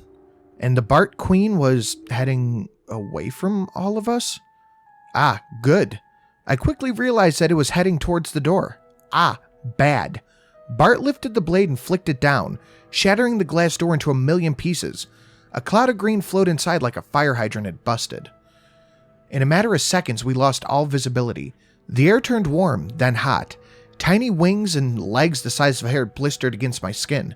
I stepped forward holding my breath, reaching into the fray hoping against hope that my fingers would find salvation. I felt skin. Immediately, a hand grasped my wrist and yanked me forward. My eyes were closed, but the mayflies coated the lining of my lids, wriggling to get underneath. Whoever was holding my arm continued to pull, so I continued to follow, until we finally fell to the ground, taking me with them. As soon as my hand touched the floor, I regained my bearings. I know this sticky concrete anywhere. We were inside the storage closet, which meant I felt my way along the floor until I reached a corner. There should be a box here. Code blue. Code blue. Where is it? I found what I could only hope was the correct cardboard box. I ripped it open, reached inside and felt around until, eureka, the flashlight, a normal flashlight. As soon as I clicked it on, the swarm surged loudly enough for me to hear, like a tempest wave crashing against the side of a boat. Green splattered on the wall, as some of the bugs became victims of their own air stampede. With all the strength I had remaining, I tossed it out the doorway. The cloud of bugs, now a solid wall of green, heaved in unison after it, catching it and freezing it in midair, quickly consuming it. Jerry slammed the door shut and slid the deadbolt into place. Why, you might ask, does our supply closet have a deadbolt from the inside? Well, obviously for an occasion such as this. I hacked up and wiped dead bugs and guts off of me. Soon I became aware that I wasn't the only one. Next to me, Lucy was feverishly pinching and stomping the remaining insects and clapping them into oblivion. Next to her, Yen sat with her back against the wall, staring at something miles away. I couldn't believe it. In the chaos, we had all grabbed each other's hands and worked our way to safety. We were all safe. Wait, no, that's not exactly right. I counted the heads to make sure. Yeah, it looks like somebody didn't make it. Another asshole mayfly tried to race up my nose. I pinched it and wiped the gooey mess onto my shirt. Then, quite unexpectedly, the doors of reality fell off of their hinges. There aren't any words to describe what happened. Honestly, this isn't a job for words. You could try staring directly into the sun for about 10 years while someone pours oatmeal in your ears through a funnel. To be clear, that's not what this felt like. But that might open up your senses to a degree for a perception that would allow the inference of the idea to exist in your mind. However, we really don't have time for that, so I'll give language a shot and do the best I can. I found myself falling off the face of the world, like my mind had been a one-dimensional cup of coffee stretched out and remastered into 3D, played backwards on a network of computers that could only be used by beings with eyes that see in reverse. My coffee, the thoughts, spilled out all over the table. There's a table in the simulation. Right next to the bowl of fruit, actually. Time was slowed down for me. I could control it. I could make it stop if I wanted to. And yet, I was acutely aware that the time flow for everybody else and everything else was still going on. And while it may seem like for all intents and purposes time was still moving normally for me as well, I can assure you that time was... Shit, where was I? I looked around me. I realized that I had slipped out of my body a long time ago. I had forgotten it back at the gas station in a closet surrounded by swarms of dick gnats. And I'd left my wallet, my keys, and my phone in my body too. So I was truly naked, now in the most literal and metaphysical way possible. I was somewhere inside of infinity, and my brain was somewhere inside of another infinity, and my body was somewhere inside a different infinity. In some ways, I was infinity. I felt the universe's cruel love and understood that I was just a molecule in an exploding star. The world didn't need me. I could live and exist among the cosmos forever. There was a gorgeous shining light, and I was part of it. All the pain my mortal body had ever endured was so small in comparison to forever. I was at peace. Man, the whole stupid scary gas station thing was dumb anyway. Maybe in the next life I could be a bat. Huh. Bats eat fruit, right? I could do that. Sleep all day, eat berries all night, fly around with a group of friends, live forever, solve mysteries, ride roller coasters. Bats ride roller coasters, don't they? Well, if not, they will. I just need to rearrange reality slightly and I could do whatever I want. I felt a shock. The universe pushing back on my absurd attempt to interrupt the melody. The song was already in motion. I couldn't change it. Only listen and enjoy. Close enough. I settled in to ride the wave. To see what the storyteller had in store for Jerry smacked me across the face. Dude, snap out of it. We got shit to do. What? I was back at the gas station in the supply room, sitting in the corner drooling all over myself. How long had I been gone? Where exactly had I gone to? Yen knelt in front of me and shined the flashlight in my eyes. His pupils are dilated, she announced. Did you hit your head? Yeah, probably. That could be a sign of traumatic brain injury. We need to get out of here and find a hospital. Nah, Jerry interrupted. It's just the drugs kicking in. I sat up to see the entire world slosh into place after me. The room had some momentary lag to it, and strangely enough, I could see everything clear as ever. What drugs? I asked. Okay, promise you won't get mad, he said. I will not promise that. Okay, well, if you promise you won't get mad, I'll tell you. Remember how I requested to have you work tonight? Well, the reason was I needed someone responsible like you in case things got heavy. You know, because I trust you to make sure I'm safe and to not call the cops on me if I have a bad trip. The world finally snapped into place around me. Everything was back to normal, except for the fact that I could suddenly see everybody's aura. Looking back, that seems rather strange, but at the moment it seemed perfectly inconsequential. What did you do? I asked. Jerry's aura was a strange kind of sunny yellow and pink, swirling with a vibrant energy. It was controlled chaos like a Picasso painting in a blender. Well, as you know, Halloween is sacred to me, and I wanted to make sure I did something special for it, so I made some hallucinogenic tea, and I may have been microdosing for the past few days to optimize my high. I thought it would let me see some other worlds, but for the most part it just showed me truths about how tiny we are in the universe. I know, right? I said with excitement before snapping out of the spell. What was in the flask that you gave me? It's a special homebrew. There's different ingredients, primarily... He mumbled a couple of words under his breath. His aura shifted to a purple and baby blue. He didn't want me to know. Come again? He couldn't look at me. I said, ayahuasca and peyote. Lucy let out a loud and inappropriate, ha! Yen gave her disapproving mom face, but Lucy shrugged. What? That's actually kind of funny. You know, in a we're all gonna die but at least you're high kind of way? Her aura was a bright orange and fire red. Yen's was cool blue and wavy. I'd prefer if we found a way that didn't involve anybody else dying. My tongue felt funny. I don't know a lot about recreational drugs. Jerry seemed almost offended by my choice of words. His aura made a frowny face as he explained. These are not recreational. They're spiritual and medicinal. Native Americans use peyote to treat influenza, snake and scorpion bites, even blindness, because it helps you see out of more than just your eyes. Yen nodded. Actually, he's not completely wrong. Ayahuasca has been used for ages by indigenous peoples to combat tropical parasites. Lucy said, Great, so we accidentally dumb-lucked our way into the antidote for zombieism. Yen was quick to distance herself from the conversation, and where it was headed. Wait, you're not honestly saying Bart was some kind of reanimated corpse? That's absolutely absurd. He must have simply just had a weak pulse that I couldn't detect. The blood loss probably left him confused and disoriented, and the brain injury from the sword must have caused him to break the glass in an effort to get away. There's a perfectly normal explanation for everything that's happened tonight. How annoyingly rational of her. Lucy scrunched up her nose. You may be right, but I've seen enough weird shit in my life to know that monsters are real. And I don't suppose you guys have any more of that stuff, do you? Alas, Jerry answered.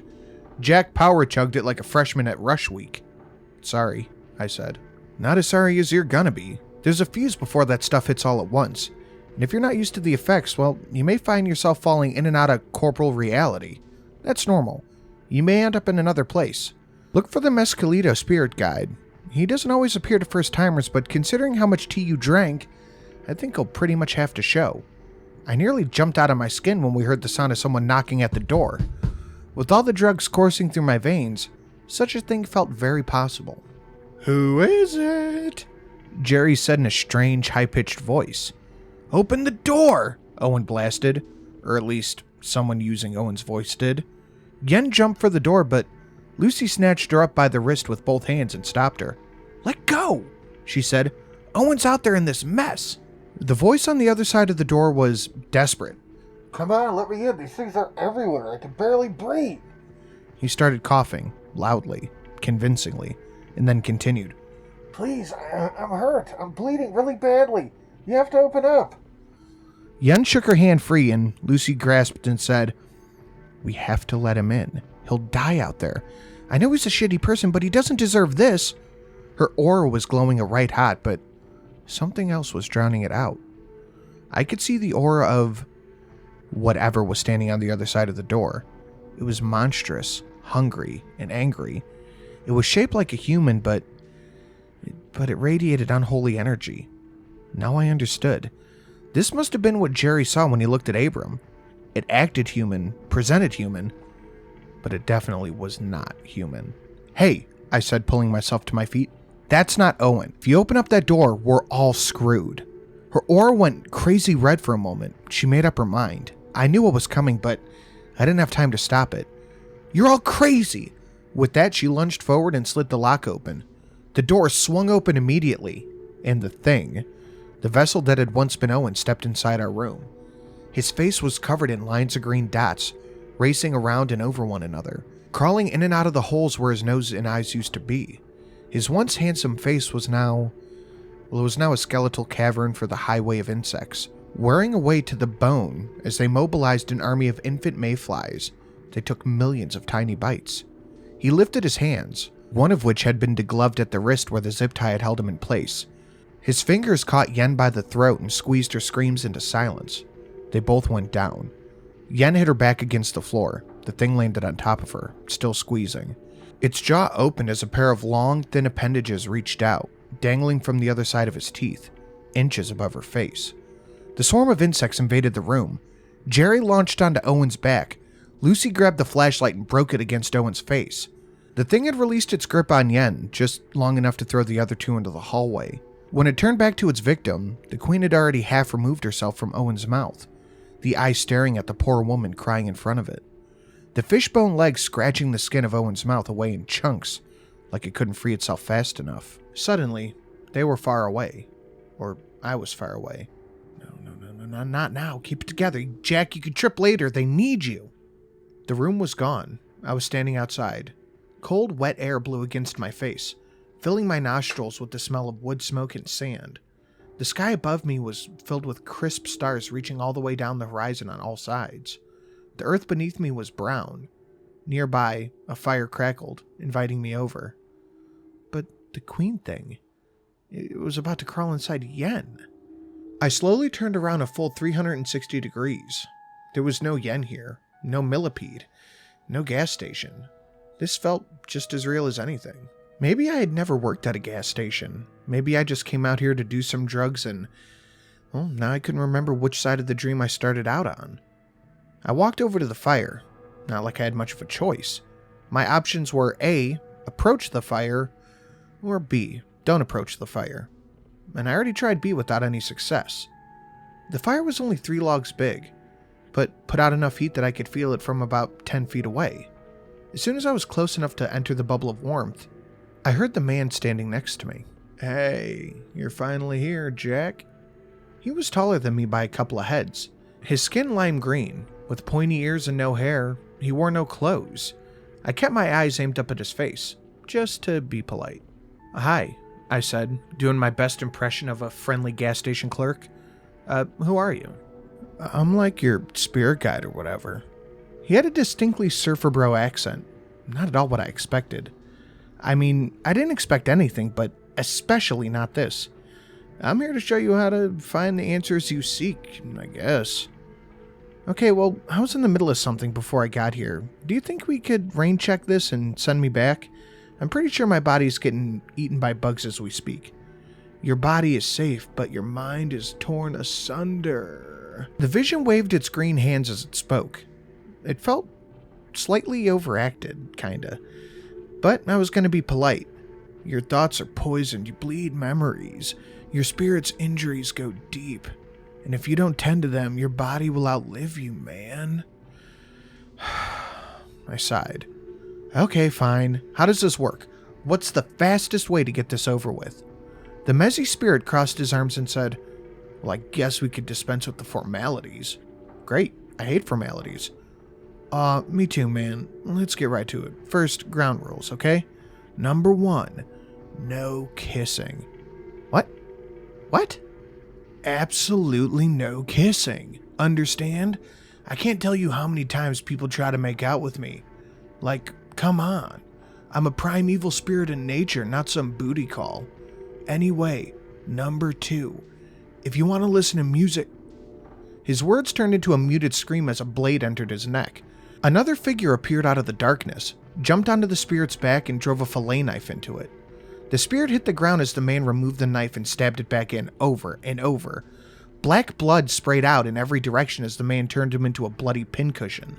He held the knife at the handle with 2 hands and thrust in again and again, until blood wasn't spraying anymore. The man heaved loudly until his breathing returned to normal. Then he unplunged the weapon and took one last stab into the spirit's back, all the way to the hilt, before standing up and dusting himself off. Once done, he looked at me and gave me a strange smile. "Hey, Jack. Looks like I got this one just in time. You okay?" The man looked like old Abram, at least, mostly anyway. He was a fair amount younger, slightly thinner, and his yellow beard was almost brown. "What the hell did you do that for?" I asked. "What are you talking about?" His voice was definitely Abram's. "I just saved your damn life." The man looked at the creature, and some doubt crept into his words. "Didn't I?" "No!" "What, really? He looked like one of them aliens, like the ones they caught humping goats at the old Brown farm. I mean, look at him, he's all green. Lots of supernatural things are green. That was the spirit guide. He was supposed to show me how to navigate this plane of existence." "Oh shit, really?" "Yes!" Abram kicked the body and it didn't budge. "Well, damn, Jack. Honest mistake." Well, with nothing else to do with our night, we tried digging a hole to bury the body of our deceased spirit guide, but the ground was too hard, so we gave up almost right away. And in the end, we decided to roll the body away and try to ignore it while we sat down by the fire. I had to wonder, has anybody killed their spirit guide before? Was there a protocol for this kind of thing? Was I going to get in trouble? Jerry would probably know the answers to that, wherever Jerry was. Which reminded me, I was still trapped in another plane of existence, and I was supposed to be somewhere else. The young version of Abram pulled a twig away from the fire and used it to light a cigarette.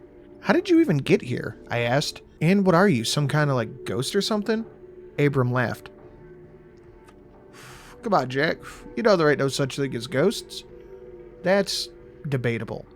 Nah, see, I'm a vestige of the Mayfly Queen. Thing is, she don't just take over a host. What she does is way more cruel." He took a slow drag on his cigarette before continuing. Evidently, this vestige wasn't in much of a hurry, and by the looks of things, it wouldn't have mattered if he was. We didn't have any real way out of this. The queen bitch doesn't do much work for herself. She outsources it all. She makes her host eat for her, makes her breathe for her. I even had to remember things for her. It was supposed to be a one-way street, but there's this little cross-contamination. Some of my memories stayed inside of her when she made me kill myself. And when your brain got sloppy seconds, she must have deposited some of Abram's thoughts inside your dome. That's what I am. "Ah," I said. "It's really gross. But as long as I have you here, maybe we can make the most of it. Is there anything you could tell me about the queen? Any weaknesses? How do I kill it?" "I'm afraid you ain't got much of an option. All I know is that..." Don't ask me how I know this. The queen needs a body to stay alive. She can do well with the corpse for a little while, but she needs to crawl into a healthy host after about 5 minutes, or she's done. That's why she made me come to the gas station. He closed his eyes and rubbed them. His lips quivered like he was trying to keep from breaking. "You okay?" She made me do it. She made me do so many things. I honestly don't even know why I was doing it. I didn't know I was infected. It started with weird little stuff. I got all these crazy cravings. I wanted to drink a puddle of water. I wanted to eat dirt. I just had to live with it. I thought, we all got our fuck-ups, right? Then, a couple of months later, I started having to collect corpses. Mostly roadkill, at first. Then a new urge hit me. I started setting traps. Then I started collecting pets. I ran out of room in my deep freeze, so I just started stacking them up wherever they'd fit in my house. I'd been sleeping in a motel for about a week because I couldn't stand the smell anytime I went home. Let me remind you, I drive garbage trucks for a living. I tried to think of some way to change the subject. This was horrible, but not exactly useful information. When I couldn't think of anything, I let him continue, hoping he was almost out of steam. That thing inside my brain forced me to fill up the back of my garbage truck with rotting meat and drive it out to the gas station, where we would be separated from the rest of town. She remembered all the times I saw you out there, that it would be a safe hunting ground. Turn one of you into a new host, and the rest would be food, alongside the meat from the garbage truck. She'd spend the next 5 years laying more eggs. You don't want to know how she lays her eggs in other people, Jack. It's real nasty. But I couldn't help it. I didn't have no control. Even she made me take the knife and... He balled his hands into fist. Well, let's just say I finally feel like myself again. I looked away from him and stared into the fire. This sucked. I knew what I was going to have to do. And I hated it. What's wrong? He asked. The queen needs a healthy host. If I'm going to kill it, there's only one way to do that. I have to make sure there aren't any healthy hosts available to occupy. What do you mean? When I get back to the gas station, I'm going to have to kill Yen and Lucy.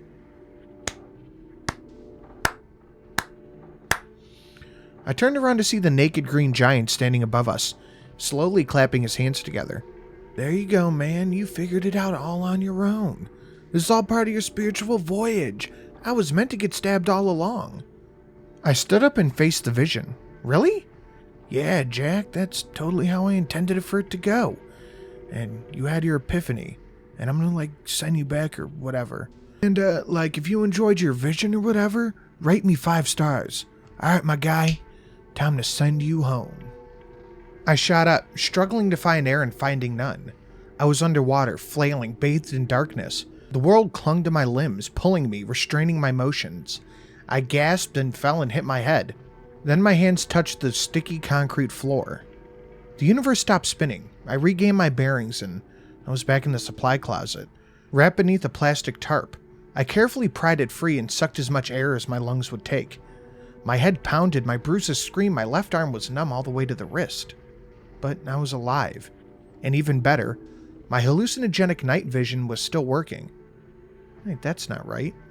The light was on overhead, which meant someone, or something, had found the breaker box and turned the power back on to the station. The supply closet door was shut, and I was all alone. If you don't count the dried up carcasses of a businessman and the oodles of carnivorous green dots crawling in, on, and around him, I couldn't tell how long I'd been in the other place, but something told me I still had time to stop the queen. But if I was going to do that, I'd need to open up the one box I had hoped I'd never have to open. It was the most desperate measure, for sure, but these were the most desperate times. When this whole thing blows over, I'm going to need a long vacation. I climbed up to the top shelf, reached in the corner and pulled out a small, innocuous shoebox, in tiny print labeled, Code Reds Only. Put this back. Whatever's happening, it isn't a code red. I brought it down, carefully set it onto the ground in front of me, and I opened up the lid. Inside the box was a smaller box, a fire-safe combination with a lock. Okay, this is really happening, huh? I'm about to go kill some innocent people to save this sorry town. I entered the combination. 6, 6, 6. And I snapped open the lid. The code red box contained exactly 2 things. A cigarette and a hand grenade. I took the grenade and stuffed it into my hoodie pocket, right inside my... that's right, my hoodie is still outside. I took the grenade and stuffed it into my pant... What? Why don't sweatpants have pockets? I took the grenade, and I looked at it. How the hell was I going to transport this thing without the queen seeing it? I couldn't very well hide it in my underwear, even if I wanted to. I didn't have time to let the next idea disgust me into reconsidering. I bit the bullet, pried Owen's expensive suit jacket off of what remained of his body, slammed it against the wall a couple times and put it on. It fit surprisingly well, all things considered. With the grenade stuffed into the inner jacket pocket, I went to the closed door and pulled it open. As I stepped out into the hallway, my shoes squished into something that felt like cat litter. It wasn't long before the liquid worked its way up through my socks. The floor was completely coated in a blanket of green several inches thick. The walls were coated in the same stuff, the ceilings and all the fixtures. I was walking down a solid green squirming tube into an equally green cave shaped like the front of the gas station. Each step I took left a small footprint that filled in quickly. The mayflies had become may crawlers, having reached the stage in their life cycle where their wings just fall off. Now they piled together, caking any surface they could find. I could hear the sounds of billions of microscopic teeth prying at the wood, slowly devouring and digesting the building from the inside out. As I passed a solid green stalagmite that was once a spinning rack of bagged chips, I saw her, sitting on the living, wriggling throne that was once the gas station counter. She had a smile on her face, the one that she stole from Yen, and an aura from the floor to the ceiling of a powerful verdant green. "I was looking for you," she said in Yen's voice. "Where'd you go?" "Sorry, I slipped out of reality for a minute. What did I miss?" "That's a neat trick. Why in the world would you ever come back?" "I was kind of hoping to save my friends. Have you seen them?" I stood still. An untold number of crawlers climbed up my pants legs. I could feel their weight pulling me down like I was slowly being swallowed by quicksand. "They escaped," she said, her aura never wavering. "You should have done the same. No matter, we could always use more food." I knew she thought she was telling the truth. I also knew Jerry would never leave me behind, which meant he also had a plan. "Listen to me, Yen. I know you're in there."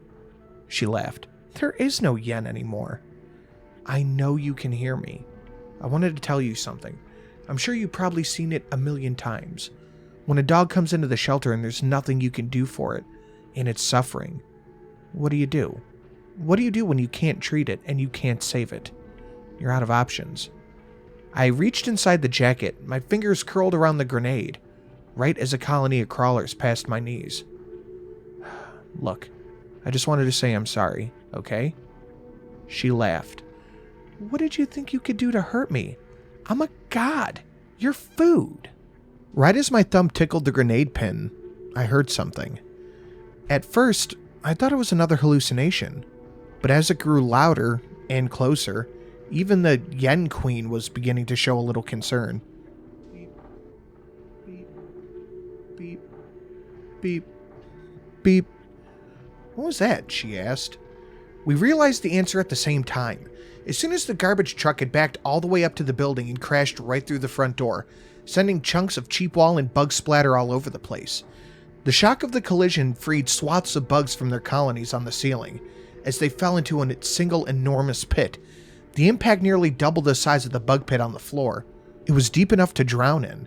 I released my grip on the grenade and brushed off chunks of bugs in my head and shoulders. The queen jumped onto her feet and walked over to the spot on the floor. A circle cleared the way for her, revealing a clean floor underneath, and the baseball bat was what she was reaching for. With the weapon in hand, she stepped over to the garbage truck.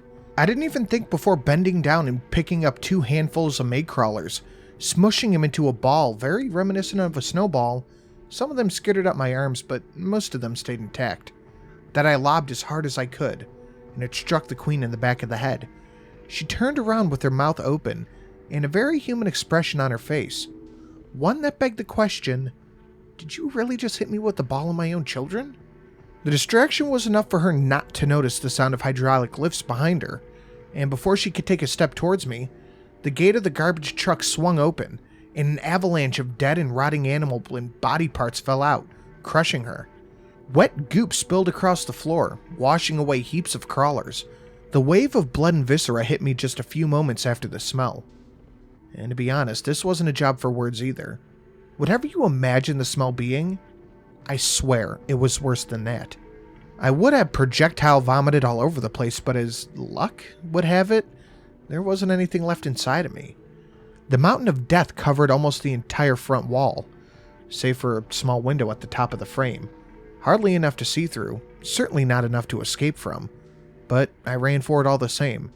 Once I hit the pile of Abrams collections, I started climbing. There were hooves, antlers, and more cat faces than a grandma's Facebook page, and an alarming number of limbs that could, at one point, have belonged to humans. Abram did say that he was been setting traps, but he didn't say what kind. When I finally reached the top of the pile, I dropped down on some rib cage, and it was squirming with green bugs, and I peered out through the opening. Jerry had climbed up the other side to meet me. "Hey bro," he said excitedly. "I see you're awake now. And how was the other side? Did you see the spirit guide?" "Yeah, I think we accidentally killed him." "You what?" "Jerry, where's Lucy? She went around back to rescue you while I caused a distraction. By the way, I learned how to operate a garbage truck. It was super easy. Hey, is that Owen's coat?" I turned back and slid down the mountain of gore. No sooner had my feet hit the floor than a hand interrupted from below the pile and snagged my sweatpants. I ripped free right as the yen thing. Her arms were bent in places that shouldn't bend. Bones poked out of her skin from the inside. Animal bones poked into her skin from the outside. Her jaw dangled lopsided, and her aura burned to the ceiling, green and angry. Her vessel was broken, and she only had one spare remaining. "Jack!" I turned around to see the last person I wanted to see, and likely the first person the Queen wanted to see. Lucy was close enough to grab me. "We need to go! Now!" I turned back just in time to see the Queen millipede erupt from the center of Yen's neck and launch itself forward. Lucy and I scrambled for the back door, but I knew we couldn't let her out. We needed to finish it, right here. Her hand was around my wrist. I pulled back and wrapped my fingers around hers. As soon as we reached the cooler, I dragged her to a stop. She looked at me with worry in her eyes.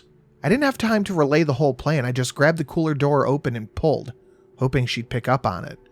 It scraped open a few inches, but the ground was covered in green insects and made it nearly impossible to move. Worse, the ground cover almost made it nearly impossible to see where the Queen had gone. Lucy grabbed the door with me, and together we pooled our strength and got the door open just enough to get inside. Abram's body was still on the floor. I ran to it and I freed the fillet knife, just in time to hear Lucy scream, "Over there!" The Queen skittered across the wall into a corner. I lost sight of her almost immediately. A metal shelf crashed against the floor. Lucy pulled me forward, then through the cooler door. Once out, she slammed it shut behind us. "What happened?" I asked. "I trapped the thing under some boxes." "What the fuck is that?" "You're sure? You're positive you trapped it?" "Yeah, positive. It's still in there." I hate how little time I get for these important decisions, but the bugs under my clothes had started biting. So, time was up. I made a snap decision to trust her. "Okay." I pulled out the grenade, yanked the pin, reopened the cooler door, just enough to toss the weapon inside, and then shut it, and I leaned my back against the door. Lucy's eyes were huge. "Was that?" She pointed at the door with horror. "Yeah." Her hands grasped me by either side of the collar and she pulled me away from the door. She flung me onto a pile, hard, of bugs at the front of the store. Before I could get up, she landed on top of me. A second later. Boom! The ringing in my ears never really went away, but after a few seconds, the cloud of green dust had finally settled. I could see the cooler door had been blown straight off the hinges. If Lucy hadn't thrown me out of the way. Damn, movies do not do grenade blast justice. We sat up trying to catch our breaths. Lucy got to her feet first, coughing violently. I found where the fillet knife had landed, just a couple of feet away. I grabbed it and slowly worked my way up. Lucy leaned against the counter. She was breathing loud and fast. This whole thing had been sprint speed and marathon length, and now we had finally got time to rest. With her head down, her back to me, she couldn't see the knife in my hand, just like I couldn't see the Queen trapped under that box. The spirit vision may have been an idiot, but it was also right.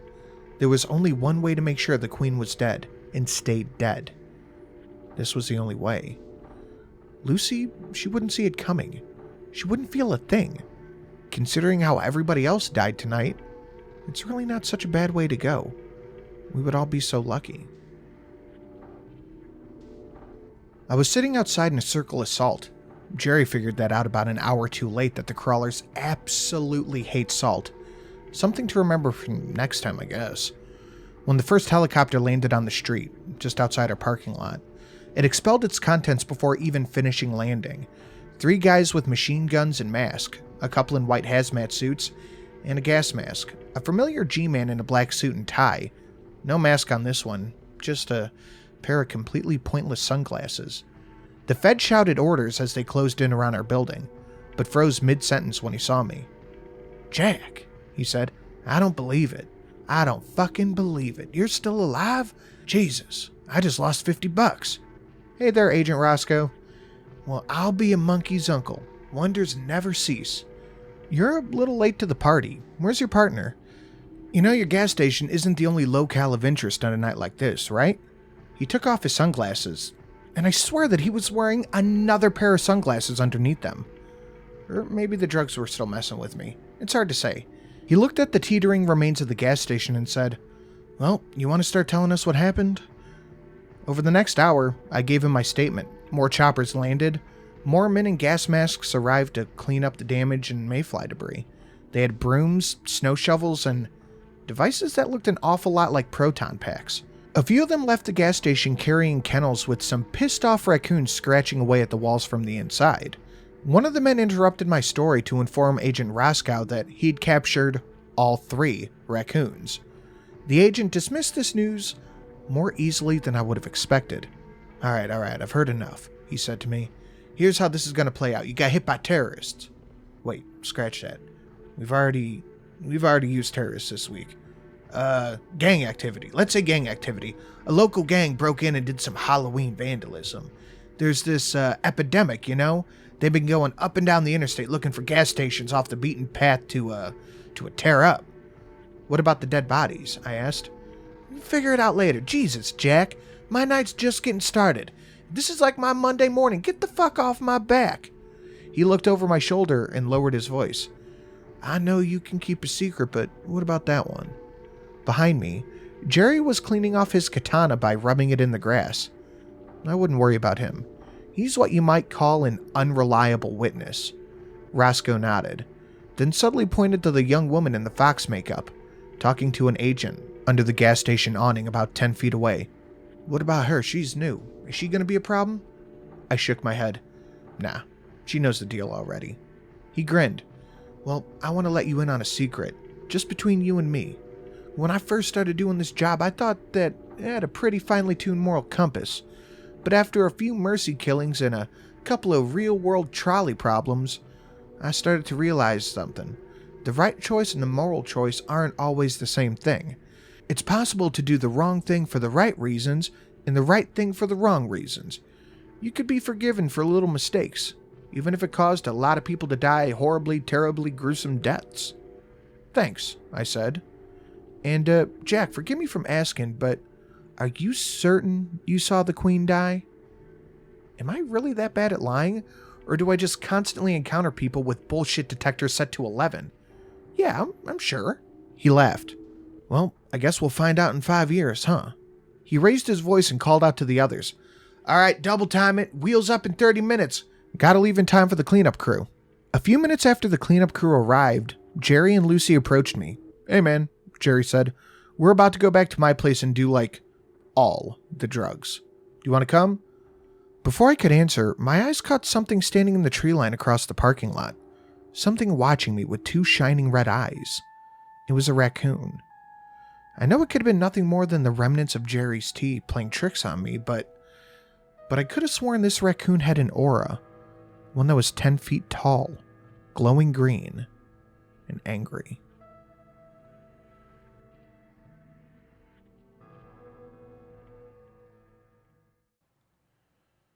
Guys, I really hope you enjoyed the story. The gas station stories will forever be my favorite. One of them. They're definitely up there. They'll forever be a favorite to listen to and read, though. They are fantastic.